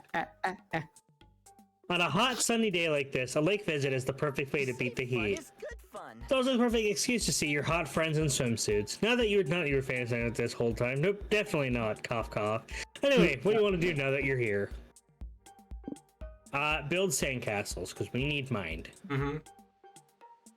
You're having fun building sandcastles. You notice that your sandy abodes have acquired some new tenants. Hello, Scott. Oh, hi, Scott. Bros, look, the shrimp crabs are moving into our sandcastle. That's dope. We have king and queen crabs now. You guys are like the kingmakers of the lake. Yep. Check out the king's brother sharpening that shell shard into a spear. I smell a regicide coming on. Hi, Wanda. Hi, Stu. What are you guys doing at the lake? Fuck. What are we doing here? Oh, they are both stoned out of their minds. They are so stoned. Aren't you lifeguards? Oh, yeah, good catch. That explains these rescue floaties in the whistle and why my swimsuit says lifeguard. That reminds me, as the lifeguards, we gotta check to make sure your sandcastles don't have any OSHA violations. Yep, them's the rules for some reason, and I can tell you already that the castles aren't up to code at all. Bummer, dudes. We'll be back with the paperwork to condemn them. It should take like 5 minutes to an hour, depending on if we forget what we're doing on the way. We have to do something, bros. If they condemn our sandcastles, King and Queen Snippy won't have a place to call home. There's gotta be a way to get the castles up to code before the lifeguards return. Time to save your crabs from total OSHA annihilation. We had to replace the sand with another material. Sand isn't well known for its integrity as a material. That's gonna be money. Mm-hmm. Probably had to ditch the murder plaza. Chances are the murder plaza is the least safe part of the castle. I feel like we might lose hype on that. Mm-hmm. Man. Are you sure? The murder plaza was like the best part of the castle. Oh. I spent so long sculpting little bloodthirsty sand golems. How are King and Queen Snippy gonna have sexy knife play Thursdays now? Actually, it's King Scuttle now. King Snippy was mysteriously found dead with a seashell spear in his thorax. Oh! Oh, where was his body found? The murder plaza, obviously. It's thematic. God damn it. Just -4 hype, getting rid of the awesome murder plaza. And it's all amazing sand torture devices, but it's for the best. So, dudes, ready for us to hand down our verdict? Dude, check it out, they got rid of the murder plaza. That puts you right in OSHA compliancy, my dudes. Wow, that was pretty easy. We didn't even have to clean out the mold in the guest house. Yeah, OSHA certifications are stupid easy to get. As long as you don't have asbestos, murder plazas, or less than 3 windows, you're good to go. Great, you gain +4 mind from the actual joy of building a sandcastles. Sans Murder Plaza. Real. There, so we didn't accidentally end the game. Nice. Ugh, I need my 14 hours of sleep. Me too. Though we Real. still might want to try to like rework some of our stats. Yeah.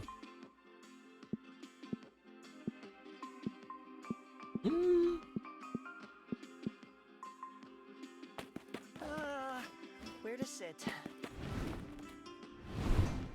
Might take a short 10-hour power nap. There we go. Just choose one thing. You can do it. Hey, bro. Hey, Coffee, He good to is. see you. I mean, I just saw you in the car, but it's good to see you now, too. I'm gonna hang with you if you want, but would it be okay if we just relaxed for a while? Talk with you the other night gave me a lot to think about, and I'm not really the strongest thinker, so I need a bit to process is all. That's fine with you. You sit with Scott, enjoying his company on this quiet evening. Aw. Get ready to take on the road.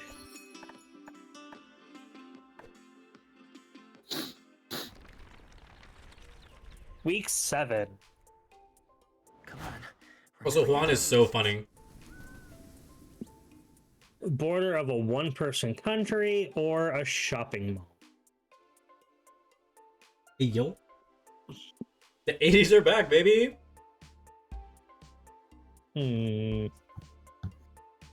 Non-verbal time is real. I feel like going to the shopping mall.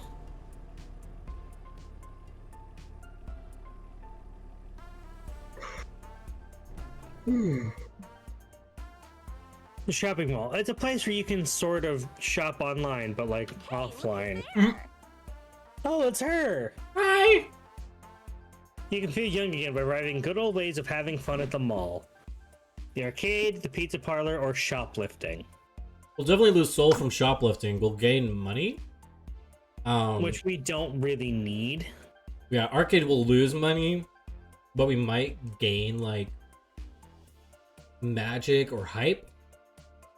Pretty sure. I might just go with pizza parlor. That could also work. Because we could use some stamina. Shoplifting? Kuro was all for shoplifting. I mean, mood. Be gay, do crime. Real. You're looking for the food court when you see your friend Valerie sitting in the center on the center fountain and texting. She looks up and smiles at you. Hey guys, long time no see. What brings you to the mall? Hi Val, we're on a road trip and stopped by to get some lunch. Where's the best place to eat around here?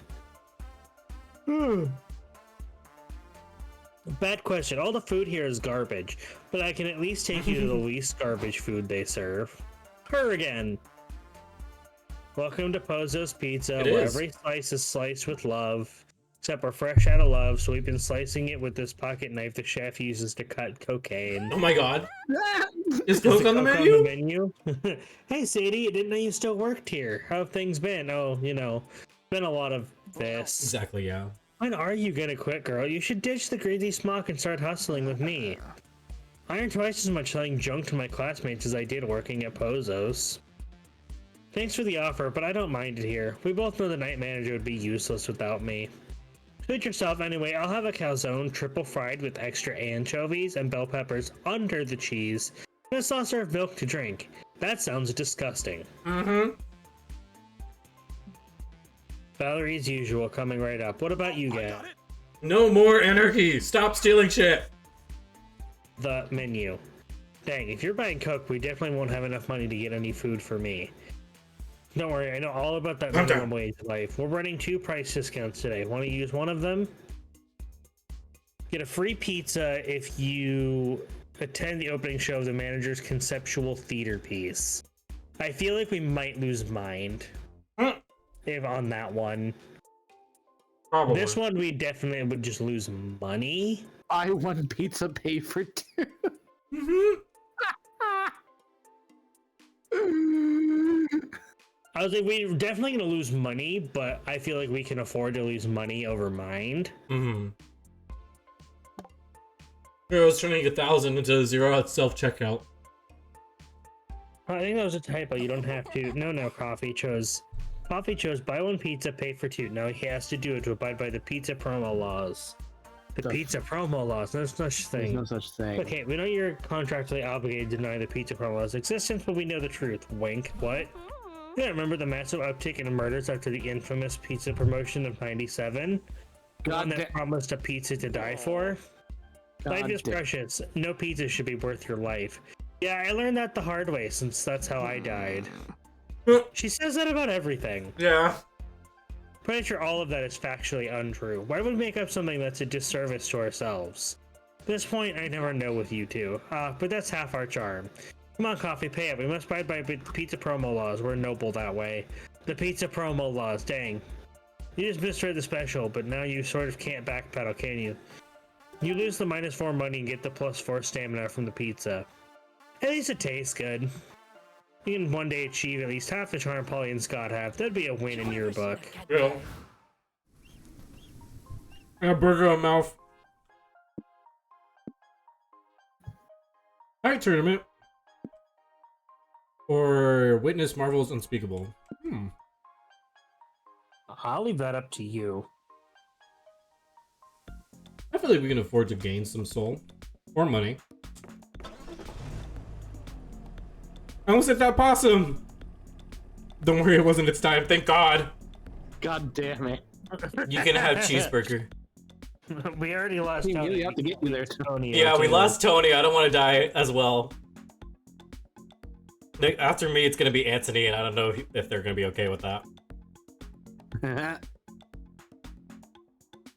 This tournament is serious business. Competitors from all walks of life have trained hard for this. The fisher cat fished.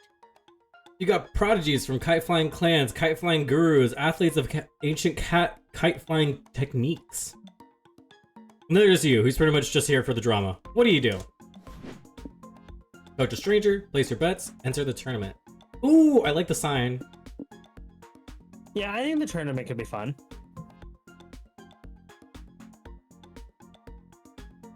Let's go to shop. They're surrounded by buff, intense kiters with vibrant hair colors and oodles of pro tag energy. Yes, these are your people. You have to enter the tournament. Awesome, bro. You're entering? That's awesome, Tonio. I didn't know you were a professional kite flyer. Yet despite all logic, you are. You see, while Scott and Polly were busy being popular and having fun, you were studying the kites. Oh, that's why you were unpopular. That wouldn't have been my first guess, but good for you, boo. Your friends sit in the audience to cheer you on, and you fly your kite up to the bracket all the way to the final 8. Oh, hello. You're my next competitor. Tonio, is it? You fly your kite honorably. I can see you're well trained. But your reign of victory ends now. Yes, that's Chio, the lonesome kite. He's the mysterious aloof protege, and he's stopped on nothing to win and preserve his honor. Oh, this is just the tournament arc. I just realized. Dude, how do you know all that? I've been reading the plot summary of this kite tournament on Munchie-Roll. Yep. God damn it. Your kite is well constructed, graceful. She slips through the air like my sword through tender flesh. But no matter how well made your kite is, Tonio, it cannot fly without its tether. Chio giggles his sword in its scabbard. You don't see it move, but suddenly you realize your kite's line's been cut. Wow, so fast. I hate to win like this, but more than that, I hate to lose. Sorry it has to be this way. That motherfucker! He's right though, your kite can't fly without a string. Or can it? Give the kite an uplifting pep talk. Tell it it's ready to fly itself without your help. You thought you needed the line of control your kite, but it was all a lie to stop you from reaching your potential. It's time to awaken. It's time to become the Kite Mancer. I want to do that one. I'd say we'll lose magic, but that's fine. We got magic to spare. Stat check success. Yes, of course. You close your eyes, honing the kite energy within you. You manage the creation of the world. The Big Bang, the explosion of the stars, the planetary bodies filling the empty vacuum of space. You see your planet being formed. It began as a sphere covered in fire, and the mountains pushed up, and rocky earth covered its crust.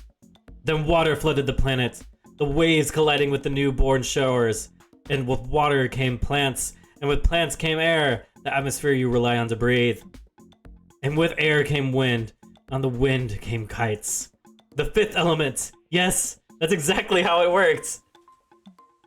You must channel the wild, unbridled spirit of those first ancient kites. Their magic fills your core, exploding from within. What is this madness? How are you controlling your kite with random martial art poses? Because Tonio just became the legendary Kite Mancer, bro. Now to control all the kites. Wait, all the kites? This just got way easier. You take control of Chio's kite and crash it hard into the ground. No! I can't believe it. You've defeated me, Tonio, and brought shame upon my name. It seemed that while my blade could slash your kite string, there was a stronger string all along that connected both our souls. Well done. Fuck yeah! You sent to the final 4. With your kite's new power, your victory should be assured. Oh, the snake guy! I love him! Ooh, wait. Hi, hello. Right? He was in Monster Camp, and he was like in the rival camp. So fine. Hello, Sailor! Exactly. Attention has been grabbed. Hi. Your defeat is assured, for it is I, your next opponent, Sarth of the Cobra Kite. You already defeated Chio, my greatest rival. which is what I was supposed to do. What the hell, bro? For failing to upload the Cobro code of not getting in the middle of monogamous sword rivalries, I'm afraid I have to take you out of the competition. Sirth swerves his kites and crashes into yours. You manage to dodge his attack. He's only able to leave a tiny scratch on your kite's surface. Don't look so smug. I didn't need to crush you with force. Only needed to apply the secret Cobra kite technique. I just grazed your kite with my venomous kite fangs. Your kite will never survive to see the end of the round. Ha ha ha. Wait, Sarth poisoned your kite? That's something he can do? You need to save your kite before it's too late. Focus. This technique is psychological warfare to make you lose your cool. Just remember, kites don't have cardiovascular systems, thus they can't really get poisoned. So he poisoned your kite? Then fight with fire. Pour gasoline on his kite and set it on fire.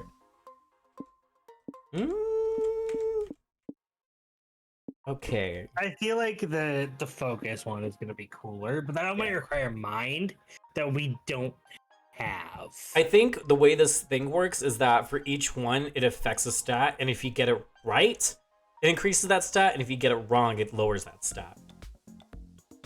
So this one, I think, would make us lose mind for doing a dumb decision, and this one would make us gain mind for doing the right decision.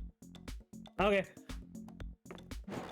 Never mind, we lost. We failed the stat check. Yeah, we did. Damn it, I'm stupid. I told you. You were correct. I just am stubborn. Yeah, you can resist the psychological warfare by fighting back with total apathy. You'll keep flying your kite no matter what. Oh, you're not even going to try to give your kite anti-venom or something? Don't you care about your kite? I can't believe Tony would heartlessly let their kite die from anaphylactic shock. I came to this kite tournament to have a fun afternoon and shatter the spirits of my rivals, not watch neglect kite slaughter. I guess today we've learned Tony will let all their loved ones die from poison just to win this tournament. Not cool. They may win the kite tournament, but they have lost the friendship tournament. Damn! No, now everyone's mad at you. Decide to forfeit so you can take your kite to the hospital. You beg the doctor to save your kite from death by poison. He says, kites can't be poisoned. Why and how would that ever happen? Stop wasting my time. Haha, you fell for my co-brainy ruse. The true psychological words was a poison influence on peer pressure. Does Sartha really come to the hospital just to gloat? What a co-brastard. You lose -2 mind and -1 tournament. Damn. I can do it. Next time. I feel like this might be able I'm to gonna give need us more of him. mind. Thank you. Yeah. I always enjoyed chasing cars. It's so much easier when you're inside one. Real. That's a good song.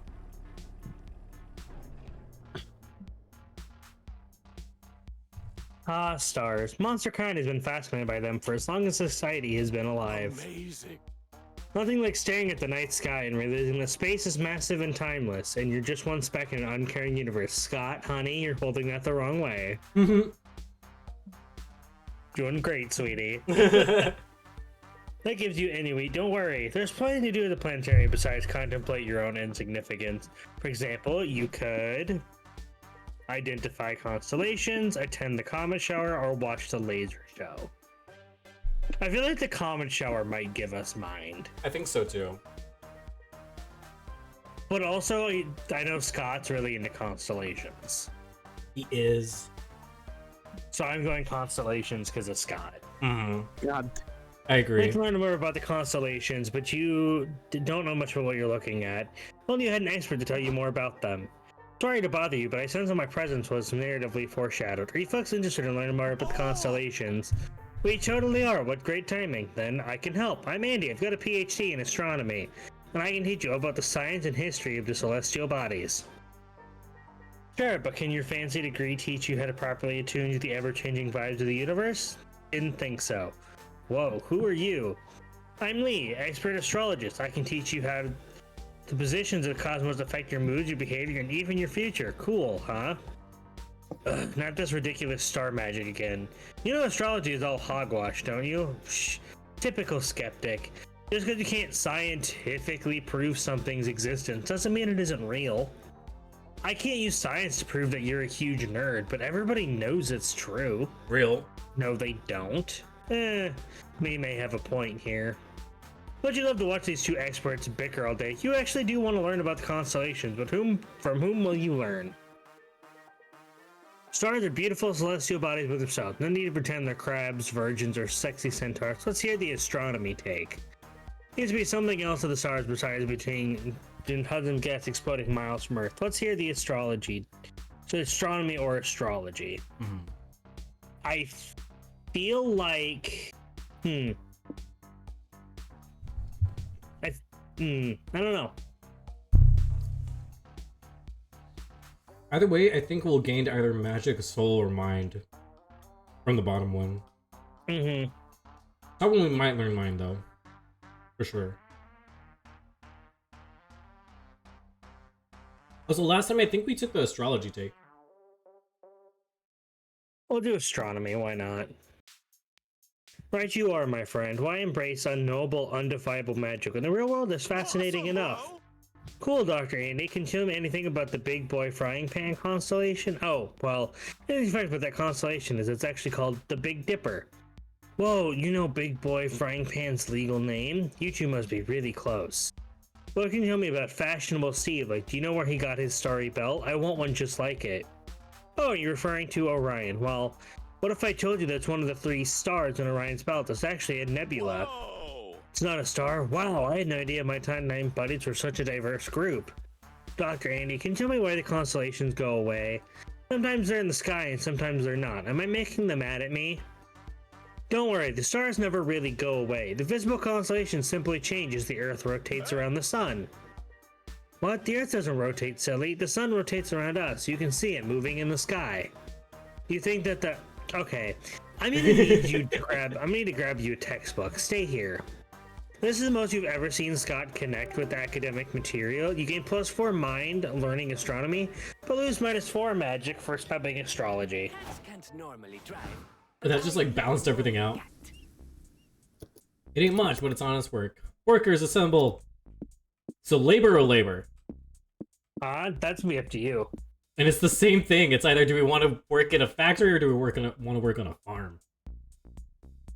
We'll work on a farm. We did it last time. Let's do something different. Okay, but not while you're driving.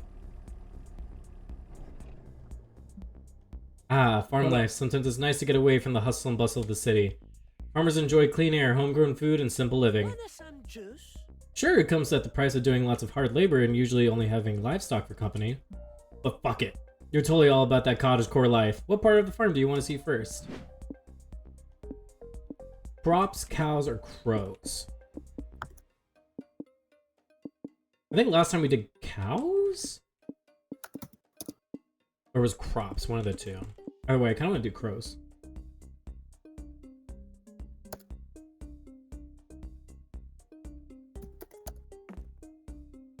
You and your friends wandered the farm for a little bit when you run into its owner. Hey, it's the Pumpkin Girl! Hello there, my name is Jacqueline. What brings you to my farm? Howdy. Hi, Jacqueline. Oh, I love Farmer Scott. I'm Scott, and these are my friends, Polly and Antonio. We're on a road trip, and we saw the farm and thought, let's check it out. Have fun. So do you frequently trespass on strangers' property while you're road tripping? You don't just trespass, we also meddle. We saw your crops being totally ravaged by crows and thought we could scare them off or something. Could you? That would be so nice. I built a scarecrow to protect my crops a few weeks ago, but the crows weren't scared one bit. They're immune to all my pesticides. They bribed the sniper I hired to guard the crops. They disarmed my anti-crow force fields. These birds are ruthless. I don't have the time to be thwarting grow plots all the time. Running a farm is a lot of work. I still have so much fishing and mining to get done. Speaking of which, is it already 2 o'clock? I need to sell my artisanal jellies before the farmer's market closes. I'll be right back. Sounds like Jacqueline has a lot on her plate. Let's surprise her by getting rid of all the crows before she gets back. Okay, how are we gonna do that? Lol, beats me. Sure, Tonio's got an idea, don't you, boo? Fear isn't crow's biggest issue nowadays. It's social awareness. Corner the farming market by building the first Ambassador Crow. Embarrass Crow? Oh, okay, that one's like either soul or money that will gain. Get some props to disguise the scarecrow as one of the crows. X's. Oh my god. So the whole gang will avoid the vicinity and fear of a touchy situation. That'll definitely cost us money. Get inside the crow's minds. Arrange a series of focus groups with the crows in order to crow source the scariest scarecrow ever made. That'll probably make us gain mind. We'll probably lose hype, which I think we're okay with. Putting together a focus group sounds like a chore, but if I'll help Jacqueline, I guess is worth it. Yep, that's what it was. Oh, and money? And money. Advertising your focus group and offering incentives to participants to join, like free shiny rocks for everyone. 10 crows, join your group. Good morning, participants. I'm Dr. Corvemeister, marketing executive of Crow Masters Products. I'm here. And I'm Crow Scott. Caca! That means hey bro in Crow. So tell us, how do you as crows and consumers of our brand feel about scarecrows? Scarecrow's boring, caused one participant. Scarecrow's stupid, says another. Crows evolved sufficient intelligence to understand Scarecrow is not a legitimate threat, caw, says the third crow, who's using a metal tool to flip you off. Awesome. So, Ka, would you like to see Ka as a legitimate threat? Big cat's scary, no like flying into glass doors. Am scared of oceans, so vast so unexplored. What horrible aberrations forgotten by God hide in those murky depths. Cool, thanks for the input. We'll definitely not put any of the scary stuff you just mentioned into our next product. Wink. Wink, I mean caw. With the +2 mind you gain from your market research, you'll be able to build the world's perfect scarecrow when Jacqueline returns to your unveiled creation. A scarecrow with a cat's head and a kraken's body holding 8 panes of glass in its tentacles that spin really fast?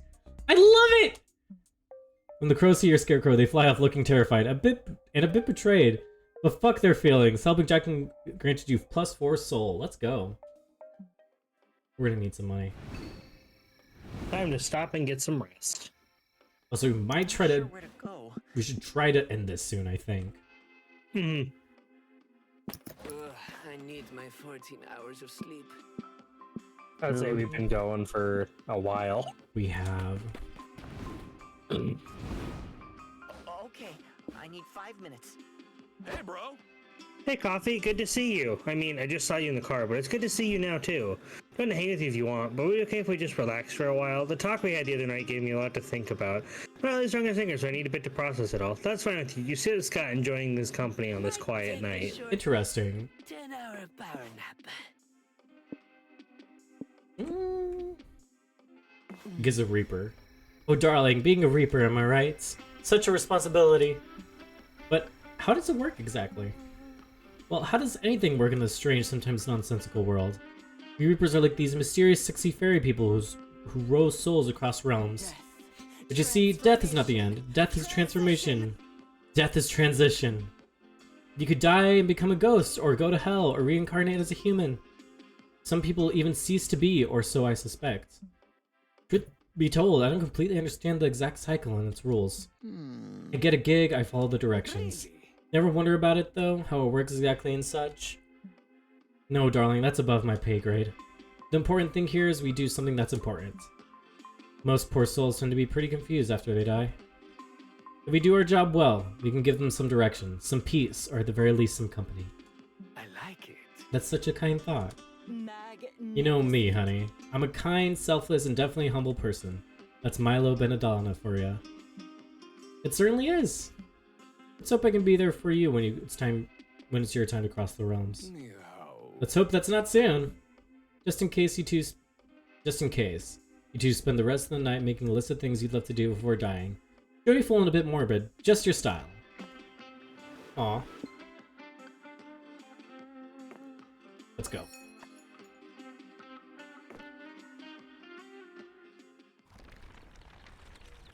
Week 8. Good lord. Yeah, we need to wrap this up. Do we want to try to do soul or hype as our ending? Because they're both pretty on par with each other here. I'm down for either, whichever direction it ends up going in the right direction. Yeah, I think soul would be interesting. For sure. I guess we're going to another motel. Finally, I could use some rest. There's no shame in sticking to a budget, but honestly, you might have been better off sleeping in the car. Pizza. Hey, sometimes you gotta rough it for the night. It'll build character. least that's what you tell yourself while you're browsing the abysmal room options available to you. Too late to back down now, though. Which room will you rent for the night? The room that's just a hole in the floor? The haunted room where someone was totally murdered? The room with only one bed? See, but that trope also doesn't really work as well when there's 4 people. That is true. Like, there's like 5 of us.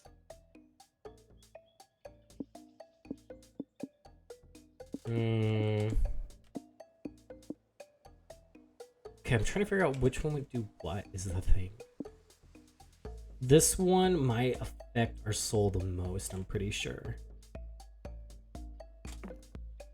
You get to your room. It's haunted. Say what you want about this motel, but you can't accuse them of false advertisement. Welcome to your room. Oh my fucking god. Hope you don't mind if my fellow curses and I unravel your sanity tonight. Mwahaha. We'll lose mine for sure. Yeah, go ham. I'm already dead, so most curses don't fuck me up too much. You're not even afraid of Spaghetti Sergi, the Italian chef who drowned in the bathtub? He cursed all the faucets to only dispense cold, creepy pasta. Oh, good joke. Awesome, bro. Wait, we get a room with unlimited pasta faucets? This rules. Do any of the other appliances dispense garlic bread? No! But we have Mirror Mary, the spirit trapped in the mirror who wails funeral dirges throughout the night.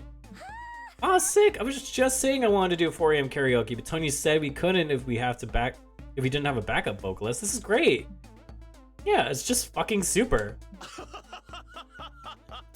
We've got 2 backup singers actually. Check out that guy staring at us in the corner. I bet he's got a great singing voice and a bubbly personality. Oh, that's actually super unsettling. Who the hell are you? I'm Tanner, says the creep. I was killed in this corner by a guest I was watching sleep. She stabbed me. Can you believe it? Your death was total injustice, Tan. It's your given right to haunt this room in revenge and stare at guests all night long. No. Spooky spaghetti I can handle. The creepy man staring at me while I sleep is not allowed. Do something, Tonio! Break curse by helping Tanner complete his unfinished business, listing every bird known to man aloud. That would make us lose our hype for sure. Upgrade your curse. See if the Cozy Drown champagne now vomits free champagne is available. That'll make us lose money. So no. You want me to list all the birds? Ask Tanner. Okay, if you really think that'll work. Albatross, Alclet, Bittern, Blackbird, Bluebird, Bunting, Bushet, Canvas, Cardinal, Chickadee. Is he really gonna list every bird in alphabetical order? Isn't this gonna take like forever? Yeah, we'll probably be here a while. Don't worry though, it'll be worth it to get rid of him. Dipper, Dottrel, Dove, Dotwitch, Duck, American Black Duck, Falcated Duck, Fulvorous Whistling Duck. Oh my god, he's gonna list subtypes of each bird too? That's okay, Polly, just cover your ears, it'll be over soon. Eagle, Falcon, Finch, Flycatcher, Godwit, Goldeneye, Goldfinch, Goose, Canadian Goose, Gull, Hawk, Grey Hawk, Red Hawk, White Hawk, Blue Hawk. There's no such thing as a Blue Hawk! Oops, I think you're right, damn it. Now I lost my place, I gotta start over. Albatross! Ah! Scott hugs Polly while she goes insane. The list of birds seem to spiral on forever, and the sun lays out. Tana ascends into the sky. Ah, it seriously worked? Do you think if I listed all the birds I'd leave this physical realm to? Hopefully you never find out, because you never want to go through that bullshit. Or that bush shit, or I mean bullshit again. You gain +5 soul. Hey, yeah! We're helping the weird spirit move on, but you lost 5 hype for listening to that exhaustive list. Guess we're doing soul. Yup! Weird landmark. So Desert Foot, the heart and soul of the desert, or shady property. I think that's the right one.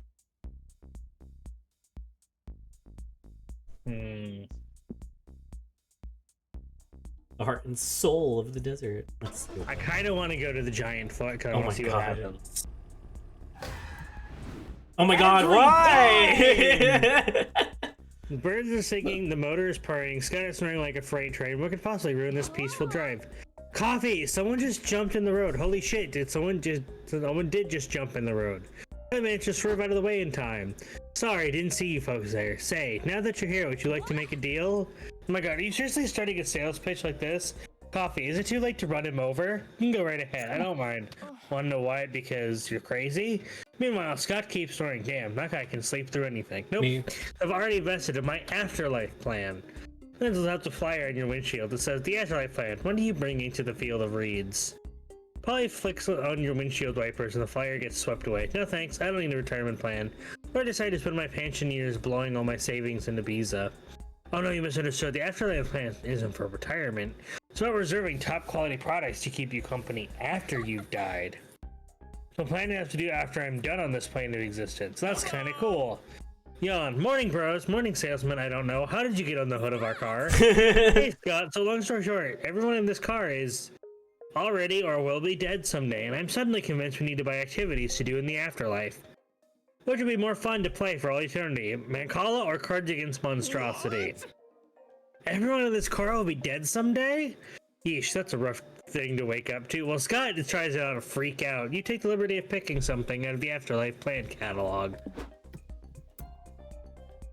When you're dead, you'll finally have time to check out the book. 100 movies you have to watch after you die.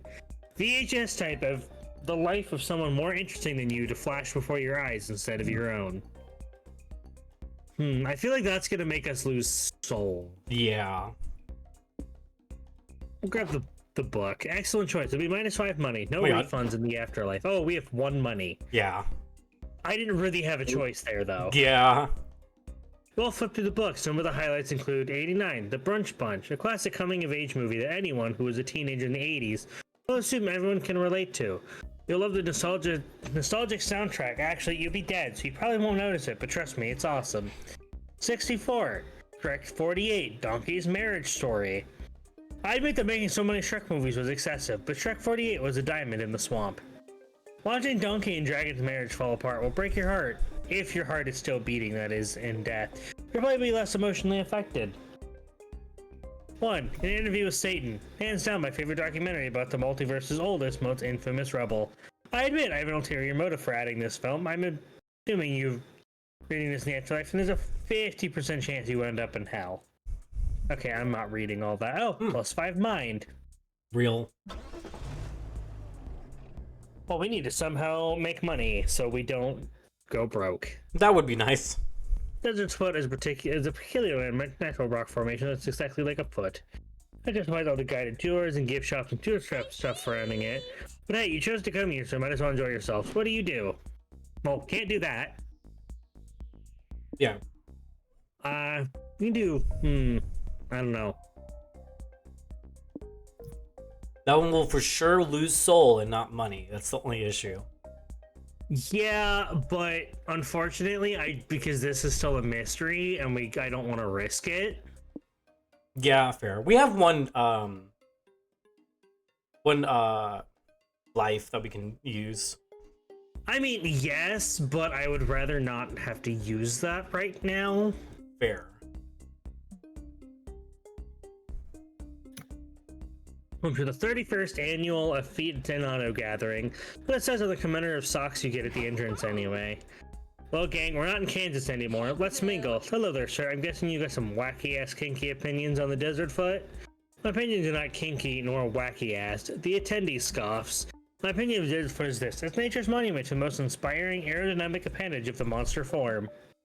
Testament to the foot's durability, the vital role it plays in our locomotion, and its contribution to sports, dance, and the shoe industry. Bro. I genuinely thought these were going to be just people that are just really into feet. But, I mean, they are, but not in, like, a sexual way. Yeah. That's really cool, bro. I gotta admit, I never thought about it that way. I thought people who were into feet were just horny about it. Well, I won't lie. Never mind. Well, I won't lie. Feet also make me... I'm not reading that sentence. But I know how to not be weird about it in everyday conversation. I'm not saying more such shit on the internet that'll be there forever. I commit to the bit. I understand that. I'm the same way with guac. Okay, Polly. Maybe I can learn to appreciate the beauty of the foot myself. I'll try anything once. Wait, is the public opinion suddenly swinging in favor of foot fetishists now? I guess so. It's like they say, don't knock it till you try it. No thanks. Fine, you give it a go. You've been devoted to weirder things than feet. You will lose -5 soul for exaggerating your interest just to fit in, yes, but you'll be popular, and that's all that matters. You have to come up with a way to show your passion for feet and impress your friends in the feet aficionados. I don't know if class this is action weird. lawsuit against football as a sport for being misleading on the involvement of feet in the whole thing. I feel like that would be rub wrong against Scott. Yeah. Hmm. Footnotes, coffee, really? Not exactly the pinnacle of cool. Huh? I read the footnotes personally. They hurt my head and I get dizzy even looking at them. This is Yeah, if you want stupid. this road trip to be fun, but why do you keep bringing up boring shit all the time? Let's go. I'm over this. Footnote 1. Well, Polly may have sounded dismissive when you actually said you weren't the pinnacle of cool, especially utilizing subtle linguistic irony. She said you're not cool because she thinks you're smoking hot. Obviously, footnote 2. Scott claims that reading the footnotes gives him a headache, but that's just the feeling of learning, a sensation Scott is not used to. But you are used to it in Game Plus 5 Mind by exercising your brain here in the footnotes. Footnote 3. Polly is wrong about you making the road trip boring. Everyone's having a great time. She's just too stubborn to admit it. Trust me. I'm the footnotes filled with definitions and incredible citations. And I would never lie. Narrator. I said... So this is true. Narrator's thoughts. Page 69. PP 69. Alright. We might be able to get Mind out of this. We should get some money, though. Yeah, I think we need money, like, badly. Yeah. Bro, I think we're running out of money. Running out of money. Don't look at me. Tonio's the big spender here. Hey! That is true. You have spent more money than between the two of us. Have I? I think so, yeah. To be fair, you spent 5 on that VHS book. I didn't have a choice. He kind of jumped on our car and basically demanded money out of us. True. This is a hotshot business summit where capitalism's finest gather to figure out how to get even richer. Don't. You feel a bit out of place in this crowd, but like any business mogul will teach you, you gotta fake it till you make it. So what do you want to do? Do some networking, pitch your business ideas to investors. Not the conference. I feel like we'll lose mind with that. Let's say we want to do something that we know for sure will gain money. Let's do some networking.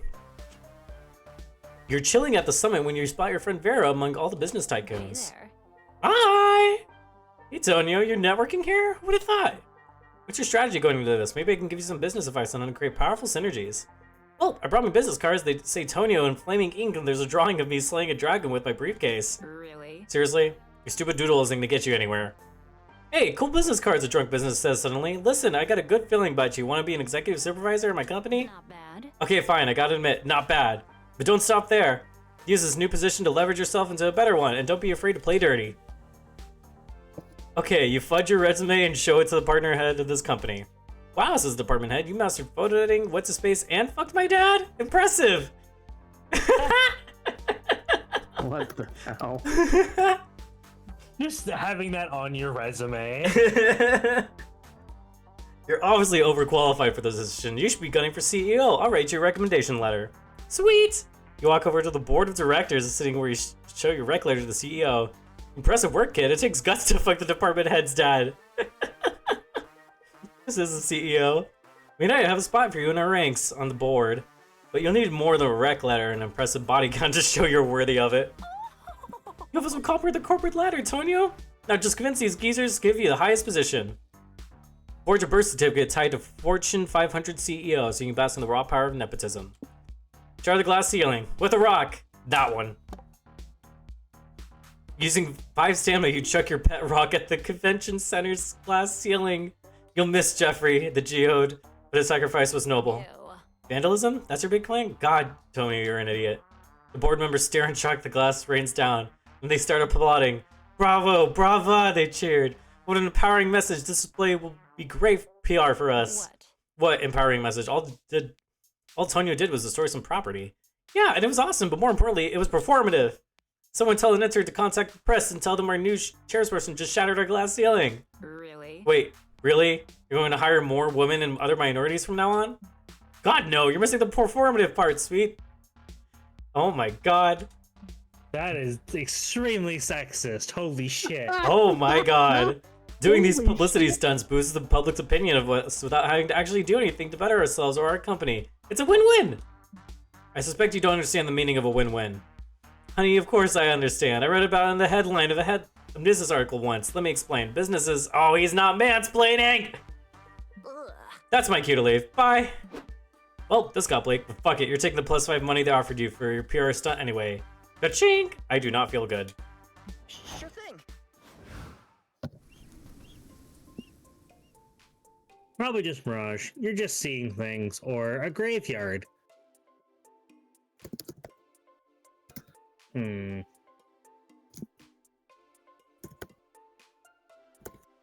I kind of want to go to the graveyard just to see what happens. Real?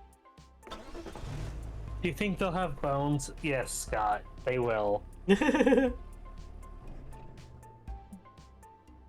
Graveyards are solemn, quiet places made for reflection and paying respects to the dead. Guys? If you're a snooze fest, but when you're with Polly and Scott, which means a graveyard is the perfect place to play a prank. Well, the question is, what's the best prank to pull? Raise the dead, spook people by posing as guests, as ghosts, crash a funeral. Oh my god. Do we crash a funeral? Do you feel like crashing a funeral? Fuck it, we're crashing a funeral. Oh my god. Damn it, I'm not. You find your friends and tell them you plan to crash a funeral. They're immediately on board. Funeral crashing, one of my favorite pastimes. It's like wedding crashing, but for ghosts, geriatrics, and thrice-witted girl bosses. We'll crash various funerals, wreaking all sorts of mourning havoc. Then you walk in on someone's eulogies, which of course Scott and Polly want to crash too. Nothing is sacred. But yeah, the deceased and I go way back. We made out in a bathroom stall at a club in Amsterdam. It was the second best hookup I've ever had that started with accidentally walking into the men's room. Me and the deceased were best friends. We met at the zoo and had a really great conversation. Then we met up there again every day for months. To be honest, I don't know what I'm going to do without Mr. Flippers in my life anymore. Scott, honey, we're not at Mr. Flipper's funeral. It's been a year since he broke out of his exhibit and got eaten by polar bears. You have to let him go. Aww. Okay then, says the pastor. Who's next on the eulogy list? Coffee? No offense, sir, but given the eccentric eulogies we've heard today, I want to make sure you actually know the C's before we let you speak. Damn. You're just gonna say they will be missed and get back to eating cream puffs. Now you're gonna come up with a lie on the spot.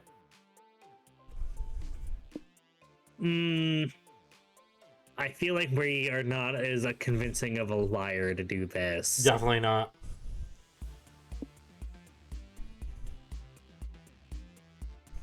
Do you feel like being a secret lover? No, because Scott might get confused. Oh. I think we'll go with the safe one. Word. Hey, Face, you didn't know the deceased, but honestly, did anyone here truly know them? Yeah, says one. I wasn't a stranger to Gary. He was my father. Take your pseudo-psychological bullshit somewhere else. The crowd boos and you hang your head and start to leave. The son runs up and cries, "Stop, we need to listen to Coffee's wisdom." Oh, great, Gary's daughter sighed. Now Drunkle Philip is gonna preach to us. Hey, I may be a drunk, but I know one thing. We were all strangers to Gary. Think about it. We knew Gary on the surface, his favorite sport, his terrible Chuck Norris jokes. None of us truly understand Gary's soul. Who in your life can you truly say that you know? Your loved ones are like onions, normal on the surface. Once you peel away the layers, you're crying and in pain, and you wish you'd just ordered takeout instead. Man, now I'm really craving takeout. What was I saying? Oh yeah, Coffee's right. You're all wrong. Kiss my ass. Drunkle Philip throws up 2 middle fingers, then falls on his face, getting off the podium. This embarrassing moment gives you a chance to slip away. Wow, Coffee, that must have been really profound, because I didn't understand a word of it. It wasn't. Coffee's eulogy totally sucked. You should have known that telling the truth is the worst way to start a prank, Boo. Well, they say honesty is the best policy. That's to tell you, it's also the lamest policy. You gain +3 soul and -3 hype. Real.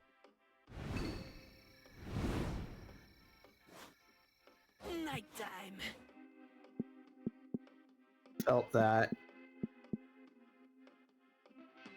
I don't really feel like bouncing off stuff right now. Wait, you'll see. I'm not sure where to go.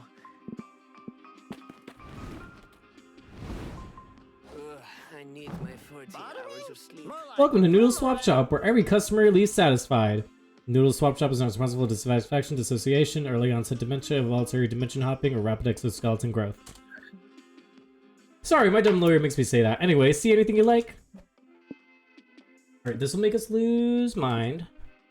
Soul.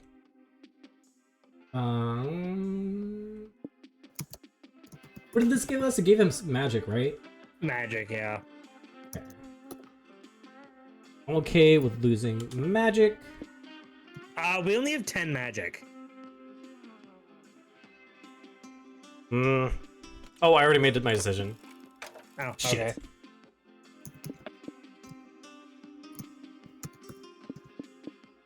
I'm gonna give us mine. Can smell danger. I didn't like it. Yes, for a refund, apparently. Oh, great choice. Want to know how I got that thing? It's pretty funny. Nose proceeds to tell you the most fucked up, soul-withering anecdote you've ever heard. Let's do a little And none of the dance children and survived. Haha, good times. Anyway, enjoy your purchase. Just Oh. choose one thing. You can do it. Hey, bro. Hey, bro, how's it going? Just about to do some exercise. This road trip has put my workout schedule all whack. I gotta get some reps in tonight. That makes sense. Maybe I could help you work out somehow. Hey, good idea. You can sit on my back while I do push-ups. Fuck yeah, you can just sit on Scott and scroll on your phone while he does push-ups. Repetitive motion is oddly relaxing. Wait, Interesting. there's something else. Hey, yo!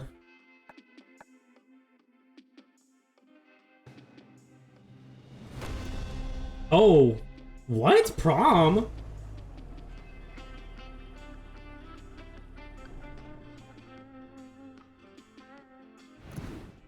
The road trip comes to an end. The cryptid, cryptid prom is prom. here.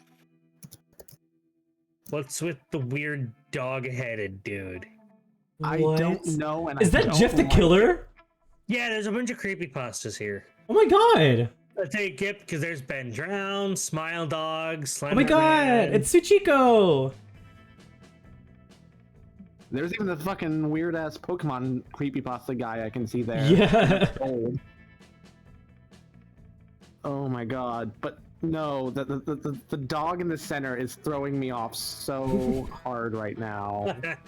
But nope, here we go again. You know what? It's great. You make lots of cryptid friends and also has the most wonderful things that made Monster Prom so cool. Romantic slow dancing, wacky hijinks, quality time with your friends. You know some cryptids that are super nervous about prom. You went through this already, so you assure them they've got this. Ah, prom. You can do this again and again, and you sort of can just by playing Monster Prom again, I guess. Again. And that wasn't all. Congrats, you reached a destination, but there's more to it. Every player gets an individual ending. You can end up being a lame loser just okay or the MVP. In multiplayer mode, this will be determined based on how much you each contributed to the resource you needed to reach the destination. Single player mode is determined by overall resource spread. There's also the date ending, which has its own requirements. Ending up a lame loser will override the date ending. No dates allowed for lame losers. Anyway, let's judge you. Oh my god. Cryptid Prom! Woohoo! This long, wacky road trip has been worth it to finally go to Cryptid Prom. Except you are not going to Cryptid Prom? What? Excuse me. Oh, apparently Cryptid Prom was all a lie to trick you into going to the vet. But it can't be a lie. You literally are at Cryptid Prom. True, but that was a lie, so hold the water better. All of your friends will actually go to the Cryptid Prom while you go to the vet office next door. Doing that to poor Juan. Ugh. Damn. My turn. Cryptid Prom allows you to play playing some football with Scott. An intense match you're about to score when he tackles you with his huge muscular body. Catching the feels. Oh, sorry, Coffee. It's okay. I should move, or you could mayhaps not. What? Oh boy, you put yourself in a tough predicament. Maybe it's time to be brave and tell Scott how you feel about his huge muscular body. Like, you don't need to move if you don't want to, of course. I like having you on top of me, sexually speaking. Really? Forget it. I was just joking, Were you? Aw, dang. I'd have really liked me on top of you, sexually speaking. Wait, what? Really? Hey! Of course, bro. I've been sending you signals this whole trip. No way. No, it's you who's joking. Am not. Didn't you see I drew a smile with syrup on your pancakes when we were having breakfast the other day? It was a, do you want to have sex with me syrup smile. I also winked at you lots of times. You wink all the time, yeah, but when I wink at you, it's like in a flirty way. What about last Thursday? I said, can you imagine us having sex? Wouldn't that be fun or what? I thought it was an idiom for something else. It was a legit question, bro. I think it would be fun. Wanted to check if you thought so too. Oh, damn. Well, I think it would be fun too. Hooray! So Scott doesn't stop being on top of you. No, you two do some workouts. Workout is code for sex. You have sex. It is definitely fun. Nice! God damn it. Ah, you beat me. How did I get -6 in mind?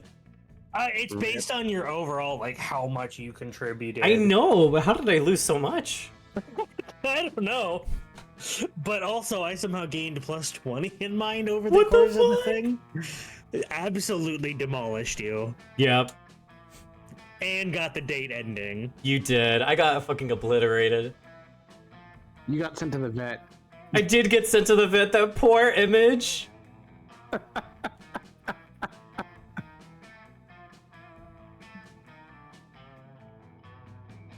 And just like that, the road trip came to an end.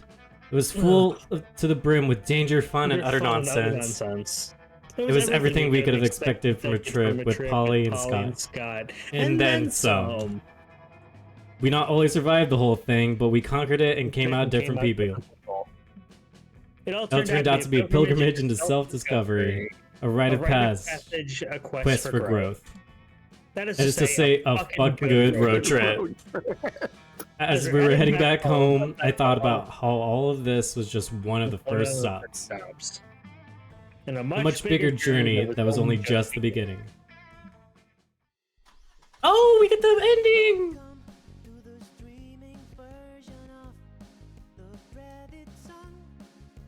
I'm saying this is specifically the copyright-free version of the ending. Same, I got it too. Aww.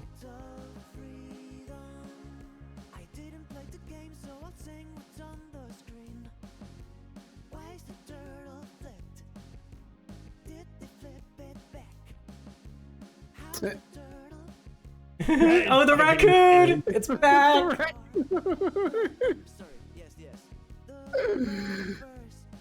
Not surprised, Damon. The wizard! Oh my god, hi, unicorn! Who the hell? Who the hell?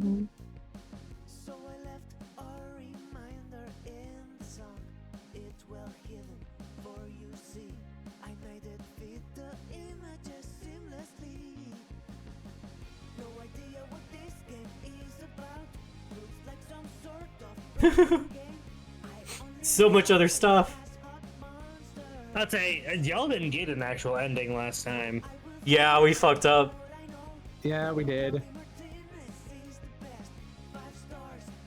Trying to see how many of these names I recognize. I recognize Erika Ishii because she's part of Dropout. She's also a great voice actress. Milo, I will haunt you throughout my entire afterlife reel.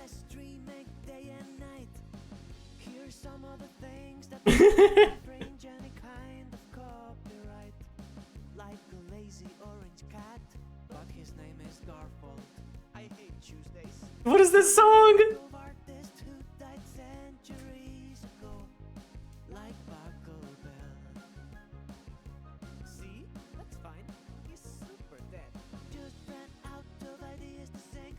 Discord mods real.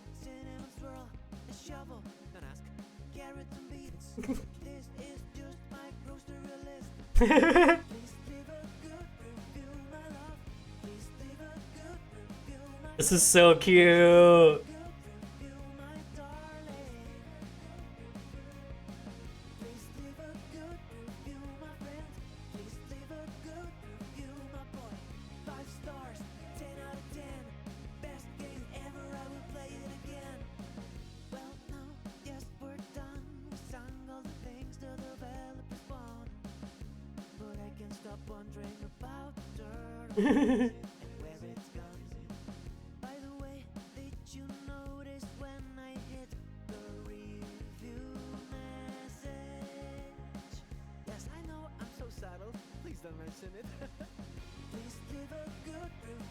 Monster Prom 4!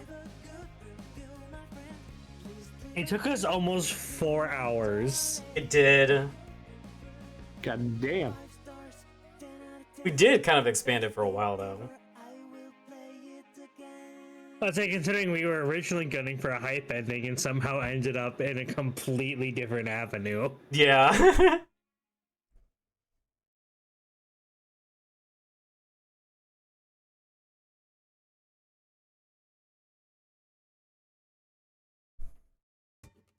Nice. All right, chat.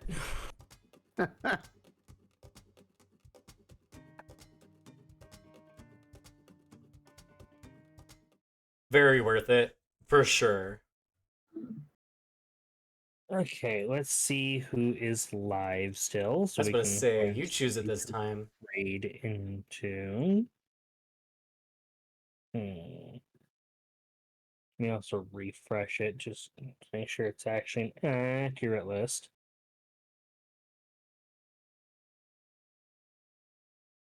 Hmm. I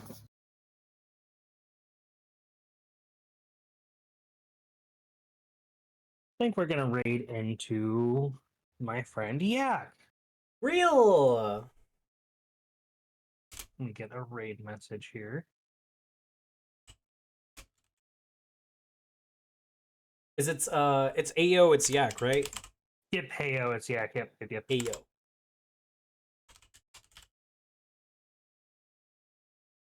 We are also gonna go raid Yak for a special double raid. As per usual, I'm also gonna send my go-to. Wait, what's yours gonna be? I just posted it in my chat.